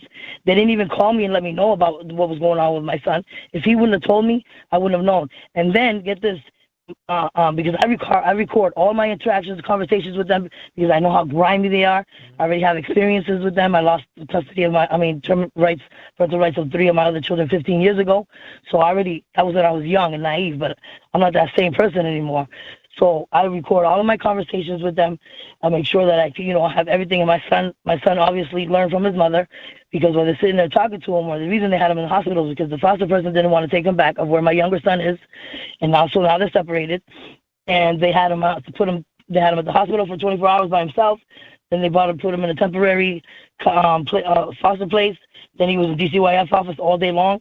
And then they put him back in that home and then sent him to Mount Prospect Academy. And it's just imagine wanting to, punish a kid like this just because they're having behavioral issues when they're obviously forced into a terrible situation like this where they've been taken away from their mother that loves them. Yep. Okay. And I've been staying at the shelter since February. We are going on break. Yeah. We're going to break, but we're going to put you on hold and bring you back on. Okay. Okay. Free Talk Live, 603-283-6160. Call in. Get on the air.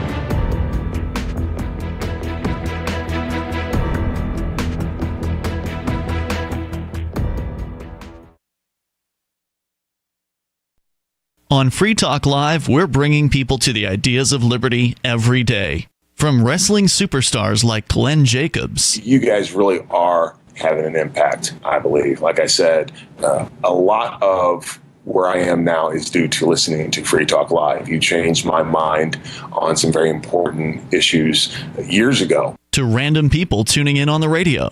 I was kind of stuck in the left-right paradigm. I heard your show by chance on a Saturday night. From there, I went on, joined the Free State Project, and become an amplifier. So, I mean, that's really the reason why I amp is because I know that if it wasn't for you guys being on as many stations as you are, I never would have found the ideas of liberty. You can help more people hear the message of liberty by joining Free Talk Live's AMPS program on Patreon for as little as $5 a month. And you'll get access to special perks. Visit amps.freetalklive.com, amps.freetalklive.com. From Feature Story News in Washington, I'm Jagruti Dave. US President Joe Biden has announced he's dropping his re-election bid, endorsing his Vice President Kamala Harris to be the new Democratic Party nominee. The decision follows months of pressure amid concerns over the 81-year-old's health, age and fitness for office, which had fueled calls for him to step aside from even his most loyal supporters. Biden will remain in post during the campaign, Benji Hire reports. For the first time since Lyndon B. Johnson in 1968, an incumbent US president has abandoned his candidacy. In a statement on Sunday, Joe Biden said the job has been the greatest honour of his life, but that it's in the best interest of the country to stand down. It's not clear exactly what comes next. Democrats will have to decide on a new nominee. The president, who will speak to the nation later this week, believes Kamala Harris should be chosen to run against Donald Trump. Benji Hire, Washington. Barack Obama and other top Democrats have been speaking out in praise of Joe Biden after he announced he's dropping out of the 2024 presidential race. This follows weeks of pressure from senior party figures who have both privately and publicly called on Biden to stand down over concerns about his age and mental fitness. Former US President Barack Obama has issued a statement calling Joe Biden one of America's most consequential presidents, as well as a dear friend and partner. He added Biden's actions show he's also a patriot of the highest order. These words were echoed by other Democrats, including former House Speaker Nancy Pelosi.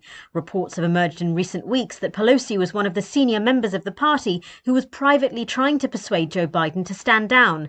Gretchen Whitmer, the governor of Michigan, is seen as a potential future presidential candidate, said Mr. Biden was a great public servant, but she said her job in this election will remain the same, doing everything she can to elect the Democrats and stop Donald Trump. Mr. Biden says he plans to speak to the nation in more detail later this week. In other news, Israeli officials say they successfully shot down a missile fired from Yemen. It comes a day after an Israeli airstrike reportedly killed 3 people and injured 87 others in a Houthi-controlled area of Yemen. Our Middle East correspondent William Denzelo reports. Air raid sirens were triggered in southern Israel, but officials say the Arrow 3 missile defense system shot the projectile down before it reached Israeli territory.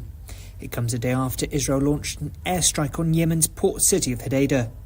Israel says it hit military targets, but Houthi officials say a power plant and oil storage facilities were hit. Houthis had previously claimed responsibility for a drone attack in Tel Aviv that killed 1 person and injured 10 others. Israel's airstrike on Houthi areas is believed to be the first since the war in Gaza began, reigniting fears of regional. We're still not sure why you'd want to watch, but our video feed is streaming nightly for free at cam.freetalklive.com.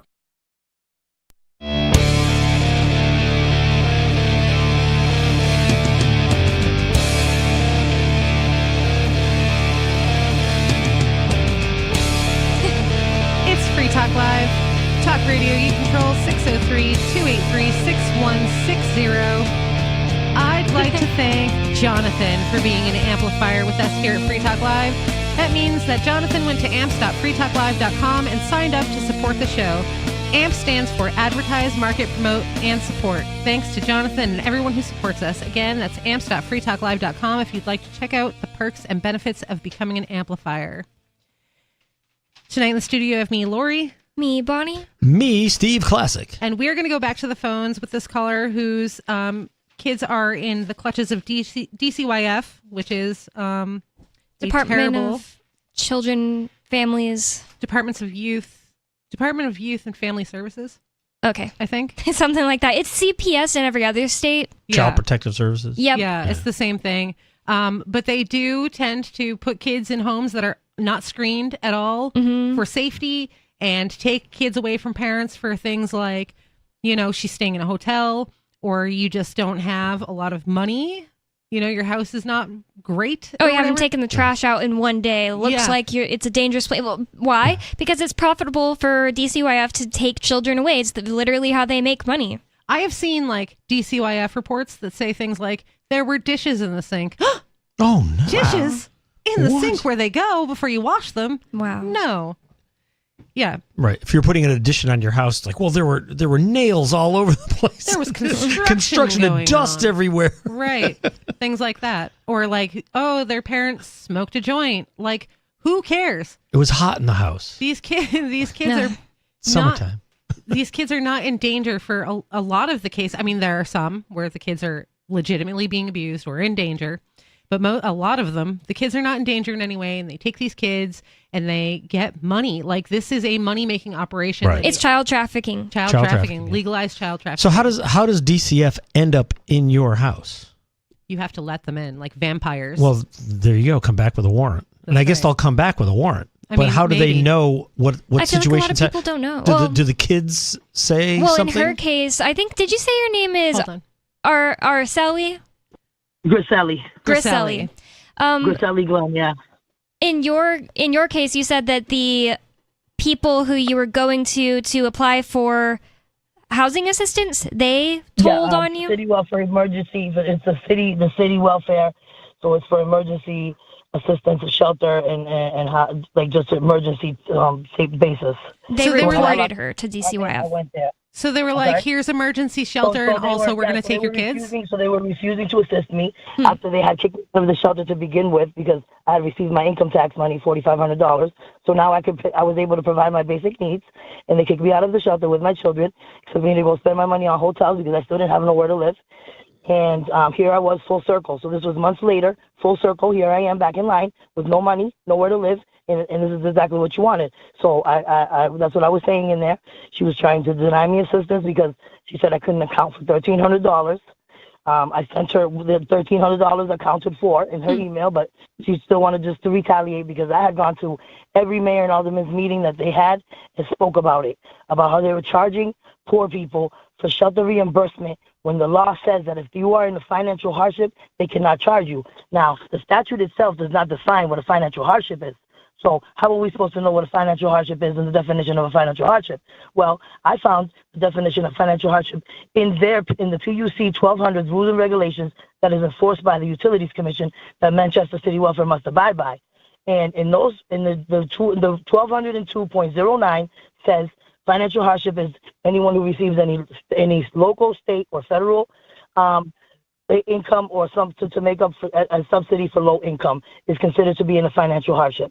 So I've been in a financial hardship by definition my entire life, and they're sitting charging shelter reimbursement to people in a financial hardship in a homeless shelter against the law. Well, and how do they expect you to do anything with $4,500? So you can barely get into an apartment with $4,500. Right. Never mind all your other bills. Everybody's under financial hardship now.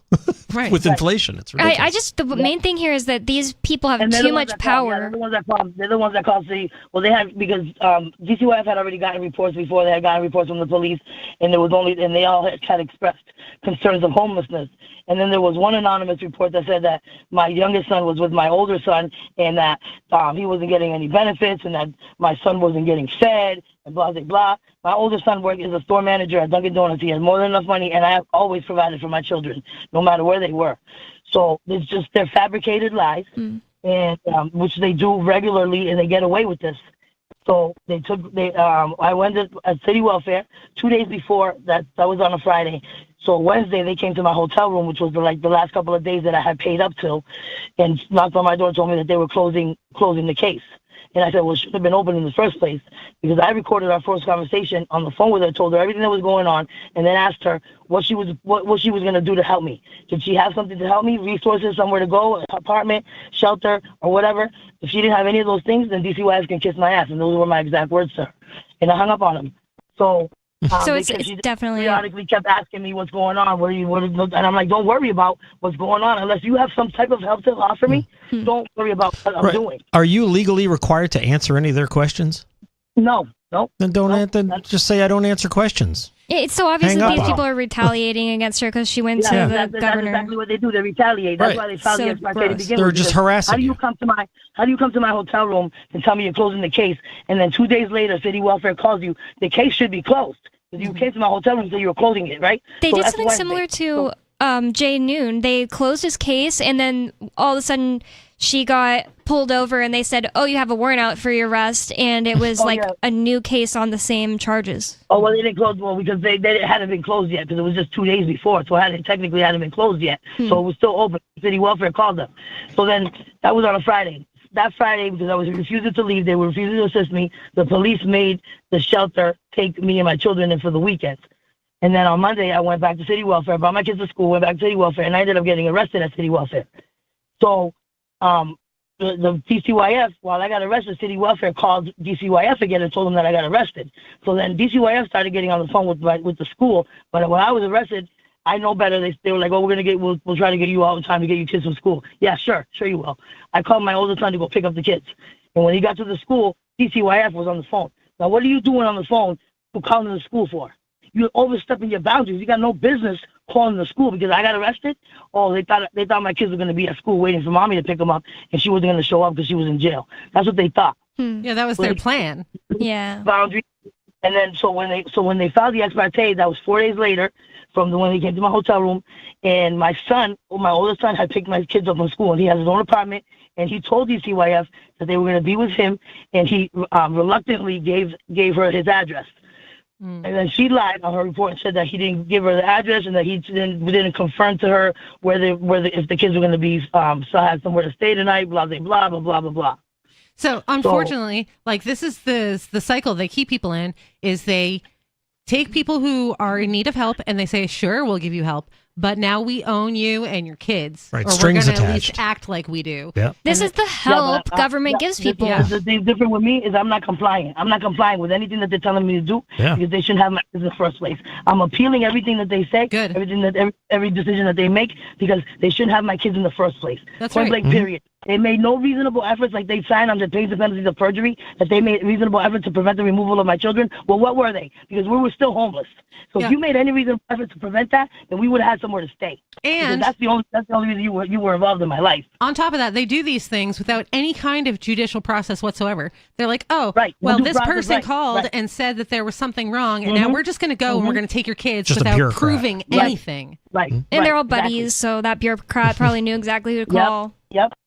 The judge too, because how do you get an ex parte order that says that she didn't confirm to us where they would be staying, and she said that she was going to pitch her tent in City Welfare's grass, and I'm like, and so what? So what if I said I'm going to pitch my tent in City Welfare's grass? That ain't illegal. Right. It's not illegal to pitch a tent. It was summertime. It was warm outside. Right. It's not illegal for kids to sleep in a tent. Right. Or even in my car, it's not against the law. Right. Because even the police themselves told me to sleep in the car. I said, okay, and I got it on video. Like I said, I record everything, and they're not going to be able to dispute anything that I say. That's just what it is. Because they're already talking about. I got arrested at my son's at one of my visits because she called the police on me. 4 police came in. Didn't tell me to put my son down. Nothing. She told them, the DCYF worker who came out here to plant a church. My DCYF worker, Joshua Davis, told the police outside that I was being violent, that I was swearing, and that I was refusing to let go of my son. At the same time, while she's saying that outside, I'm live recording inside. So we're going to see when we're in court what you were saying at 3:45 and what was going on inside at 3:45. And I want to see what you're going to say then. Good. Call us with the updates on what happens in court. So I haven't been able to see my children since then, since March, since I got arrested at the visit, because that's crazy. Like I said, the police kept coming up on me. I was in a rolly chair. I kept moving backwards. I told them to back up off me, that I have a problem with authority. I don't feel comfortable. Back up off me, and they kept coming up close to me. 4 of them. They don't like it when you do that to them. If you get behind a cop, they have all these protocols. You can't stand behind us. I was sitting and down then if you just keep doing it, then they just and they were shoot you. coming, and all 4 of them kept stepping towards me with my son on my lap. And then they want to say that I traumatized my son, and that he's afraid of me, and that he said he doesn't want to see me. And that's a lie from the pit of hell. That's a lie from the pit of hell. Because I've heard other people's stories, and they said their reports say the same thing. Now, isn't that a coincidence that all these people's kids don't want to have nothing to do with their parents? Yeah, and you hear like all these stories come out about how DCYF has done illegal, shady, hurtful things to families. They're still doing it. And they still do it. And nothing changes. And the gal that I have, I asked him what his role was. I said, aren't you supposed to be the voice of the kids? Aren't you supposed to be speaking what's in the best interest of my son? And is this in the best interest of my son to get driven to a hospital by himself, get left in a hospital by himself? He's like, well, I haven't gotten the facts, Griselli. I said, aside from the facts, what facts? What you going to get from DCYF? Because we know those ain't facts. Well, what you know right now, you're going to sit here and tell me that this is in the best interest of my son? Yes or no? Answer my question. Because what's your role? Because you're just sitting around here waiting for DCYF to tell you what's going on. Because clearly they're calling the shots and moving my son all around everywhere and then telling you what's going on. So what is actually your role? What are you supposed to be doing? They're liars. They're disgusting liars with too much power. And copies almost the same thing that they wrote writes in my thing. They took my kids for homelessness. Now they want me to take drug tests, go to therapy, do this, and do that. I will not comply. And I know this is my children, but this is bigger than me and my children because they do this to people on a daily basis. That's right, and it won't change unless people change it. And that's why I decided to run for office. I'm running for office. I filed for candidacy as an independent in Manchester, District 40, which is wards 1, 3, 10, 11, and 12. Nice. And I need signatures to get on the ballot. I still need some more signatures to get on the ballot in Manchester. What's your name again? Griselli, and what's the last name? Glenn.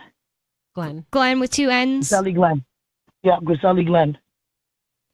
All right. Well, good to hear. I'm glad. I hope that you can make some changes because they're sorely needed. I mean, there's a lot of things going on in the background that they don't know about, that they're oblivious about. But it's just like the YDC. It took a lot of years, but just like the YDC, all those skeletons are going to start falling out of their closets too, because they got a lot of skeletons in their closet too. Mm-hmm. Yep.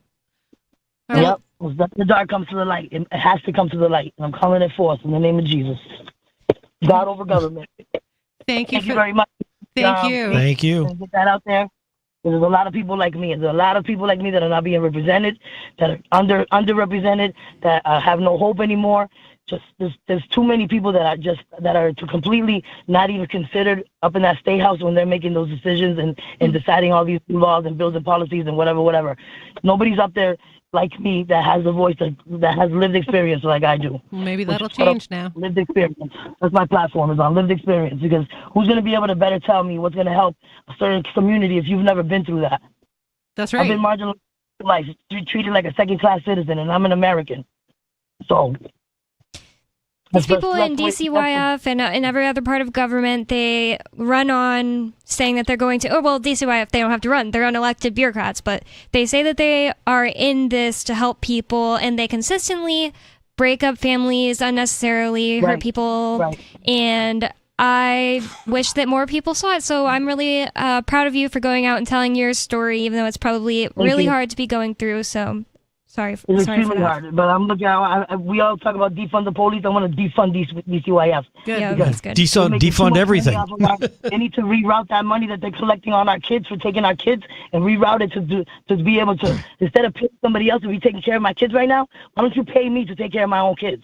Like, if people could give that money that they're being stolen from in taxes that goes to DCYF, if they could give that money to charities, then it would be used a lot better. There wouldn't be these people with this like unreasonable amount of power that can use your situation against you to steal from you. Right, privatize it. Yep, privatized. Because they have a title, so the judge automatically goes unless they're part of it. But either way, they go with they sit up there, they take an oath, they swear either tell the truth under pain of penalty of perjury and lie, straight up lie. But the difference is this time is that I can prove each one, and the judge didn't even let me present my evidence. And family court doesn't have the same standards. 169.12 says that they're not held to the same standards of evidence. So I should have been able to present my evidence, and I was not allowed to. I wasn't allowed to present my evidence in court. I would have opposed everything that she wrote in her report. Like, what kind of justice and fairness is this? Are we in America or what? Well, that doesn't seem like we used to be. I hope that you can make some changes, and I hope that you call us with updates in the future too on what's going on. I absolutely will. Right. Absolutely will. Thank you for the call. Skeeter. I'm going to become a regular like Skeeter. Thank you. Thank you for the call. Much better caller than much Skeeter. better. Yeah, much better than Skeeter. You hear that, Scroter? All right, we do have another call. David in New Mexico. Hi, David. Hi, David. Yep. Hello. Yeah. Hello. Shut up, ladies. Ukraine needs that money. All right? Oh, man. Knock it off with your silly talk.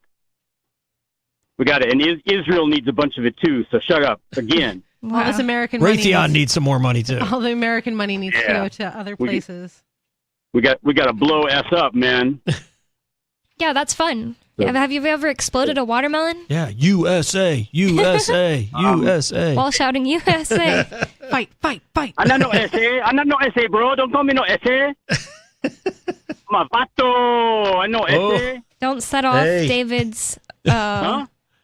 You can't say those words on radio. Really? Those are not bad words. Oh, Those are not bad words. Okay. Well, I already dumped it. No, I didn't know what he said. I just heard I don't know. Yeah. In Espanol. Bad words in Espanol. Yeah, those were not the Espanol swear words. What does it mean then? What did you say? Pato? I don't know what that means. No. Vato. Oh, what's that? Well, look it up. I don't know. Wait, you don't got any time left. And check the magic rectangle. No, we have like 6 whole minutes. That's why they called this country USA, because they knew they were going to have all these people come over the southern border, and so they named the country USA. That's why. Oh, it means dude, vato. Dude, that's guy. Why you can call me Weto Vato. And that's why they put in the national anthem. They said, "Jose, can you see?" That's why they did that. David, do you have kids? Not anymore, dude. Your government trafficked my children. I was just wondering because you have so many dad jokes. So I thought maybe. Yeah. There you go. Ha ha. Boom, boom. You got to give yourself a little rim shot there. No, not New that Mexico kind of is not our Rory. government. Huh? New Mexico is not our government. No. I'm not. No, it's all. Oh, speaking of New Mexico, I'm racist against Irish too. Oh wow. And more on that in a minute. David's racist. He's racist against all of them. Did you call me a moron? I'm racist against Irish, like Bonnie the Kid, because the Irish were all criminals here back when New Mexico was a territory. They caused it all. It's been corrupt ever since. Was Billy the Kid Irish? Yeah. Yeah, he's a Mick. Billy the Kid. I don't typically associate Irish immigrant with the West for some reason. Never really thought about it. They were Wasn't he in the sick West? out here, man. They came to New York City and they all went west, and especially to the southwest. You know, it's kind of like polar opposites. They were cold, damp, rainy, so they wanted warm, dry, sunny. Get it? No, I don't blame them at all. I could never live in Great Britain. I want to visit. Stagecoach out there. Imagine your whole summer is raining and overcast. That last year so here. Nice. It was like that last year here, and I hated it. I loved so much. I hated it. Today, I was like, man, it's too hot. It was 80. To me, it's not really about the heat. I don't love heat or something, but I need the sun to be shining. I hate when it's behind clouds. I want it. It's not. It's behind the chemtrails. It's not even behind clouds. Right. I guess that's true because I lived in Washington for a while, and it was kind of a bummer after a while of it being gray all the time. I would love to visit, especially Ireland. Of all of them, I don't know, all of them. I would love to visit all of them, but not live there. Anything else, David? Anything not racist? No, I was just waiting for you to. I was just letting you go off on all your tangents, and I was just quietly waiting. and then we come back to So Glattensbury, I don't know what it's called. Glattensburg, right? Glastonbury. Yeah, I want to go there. It's pretty. I think you're mixing Scotland with Sweden. There, Bonnie the Kid. Why am I that? Huh? That's not my name. What? Galveston. Yeah, Galveston, Texas. You got Texas. Yeah. Galvestonburg. Gatlinburg. Actually, I just came back from Gatlinburg, Tennessee. I love it so much. I heard Tennessee is really nice. Tennessee is like one of my top 3. All I think about when I think of Tennessee, I don't think I've been there, and I think is just like you mean in the hillbillies there in East Tennessee there, Miss Bonnie? Wait, what did you say about East Tennessee? No, the hillbillies. Stick with hillbillies. Did you mean there was not hillbillies? I was around Dollywood, and it's a nice Did area. You know, hillbillies in Dollywood. They don't have enough money to go to Dollywood. Bonnie the Kid. It's not that we didn't have enough money. It's that we have like so many kids would be like terrible. The hillbillies don't have money. You got money because you're a Yankee, but the hillbillies got no money. Dolly Parton seems like the nicest human on earth, maybe. No, she's a lefty. She's a communist. She ain't no nice. There was like a huge fire in Gatlinburg / Pigeon Forge, that whole area, and Dolly Parton paid for all those people's houses. She like has a program where she sends like personally from her money sends kids all over the country free books like little kids. Yeah, but did you give them her coat of many colors when they were cold? I don't know. Maybe. I mean, there's a lot of cold people. How's she supposed to give everybody her coat? It's not cold in Tennessee. I've never heard anything. I've never heard anything subversive about Dolly Parton. Yeah, me either. She's a leftist. My grandpa said, she's a Democrat. I just like went to Tennessee and then Alabama right after. My grandpa in Alabama told me that he heard Dolly Parton on a talk radio show, and they let callers call in to ask her a question. And of course, the first one was like, "Are your assets real, Dolly Parton?" And she said, "Honey, nothing about me is real." That's right. That's crazy. She owns it. She should have answered like one of my exes. Are those real? Yeah, real nice. It's a good answer too. Mm-hmm. Strippers have all the good answers. There is the thing I don't think that's true. You dated a stripper? True. How many have you dated? I've been friends with some. They don't make the best life choices. I just don't. I'm not into strippers. I don't date strippers. Well, were they into you? I don't know. I didn't ask because I'm not into strippers. So. Okay. Well, I have a friend whose parents were like, it was a stripper and a guy that went to see the stripper, and then they fell in love, and they like got divorced very soon after. But she was the child of that. And the mom was just like, she's just one of the coolest people. Like, say what you want about her because she's kind of a bad person. She's just good at being cool. Everybody liking her. I'm the cool mom. Yes. Oh my God. But like, not anymore. She went crazy because she's like a meth addict. Like I'm saying, strippers don't make the best choices right, a lot of the time. They're kind of and non-strippers make all the good choices. No, a lot of people don't make good choices, but strippers are working in an environment where there's lots of bad choices to be made, and a lot of times they fall into the bad choices.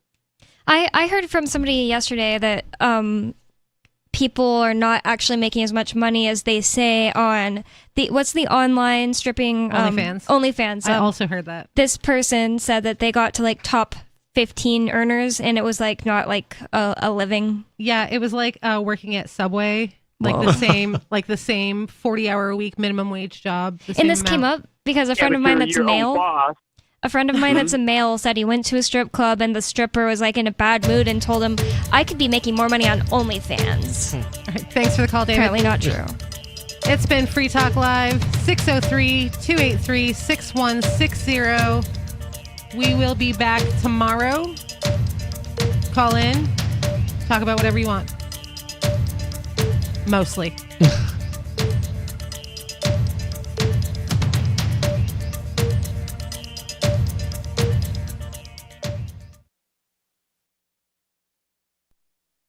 Join liberty-minded voluntarists, anarchists, and libertarians from June 13th through the 16th for the 8th annual Fork Fest at Rogers Campground in the beautiful White Mountains of New Hampshire. Fork Fest is a fork of the Porcupine Freedom Festival, which has sold out in recent years. Fork Fest happens the weekend before the Porcupine Freedom Festival, FortFest is decentralized, which means that there's no ticket cost and no one is in charge. All you have to do to join the fun is reserve your camping site, RV site, or motel room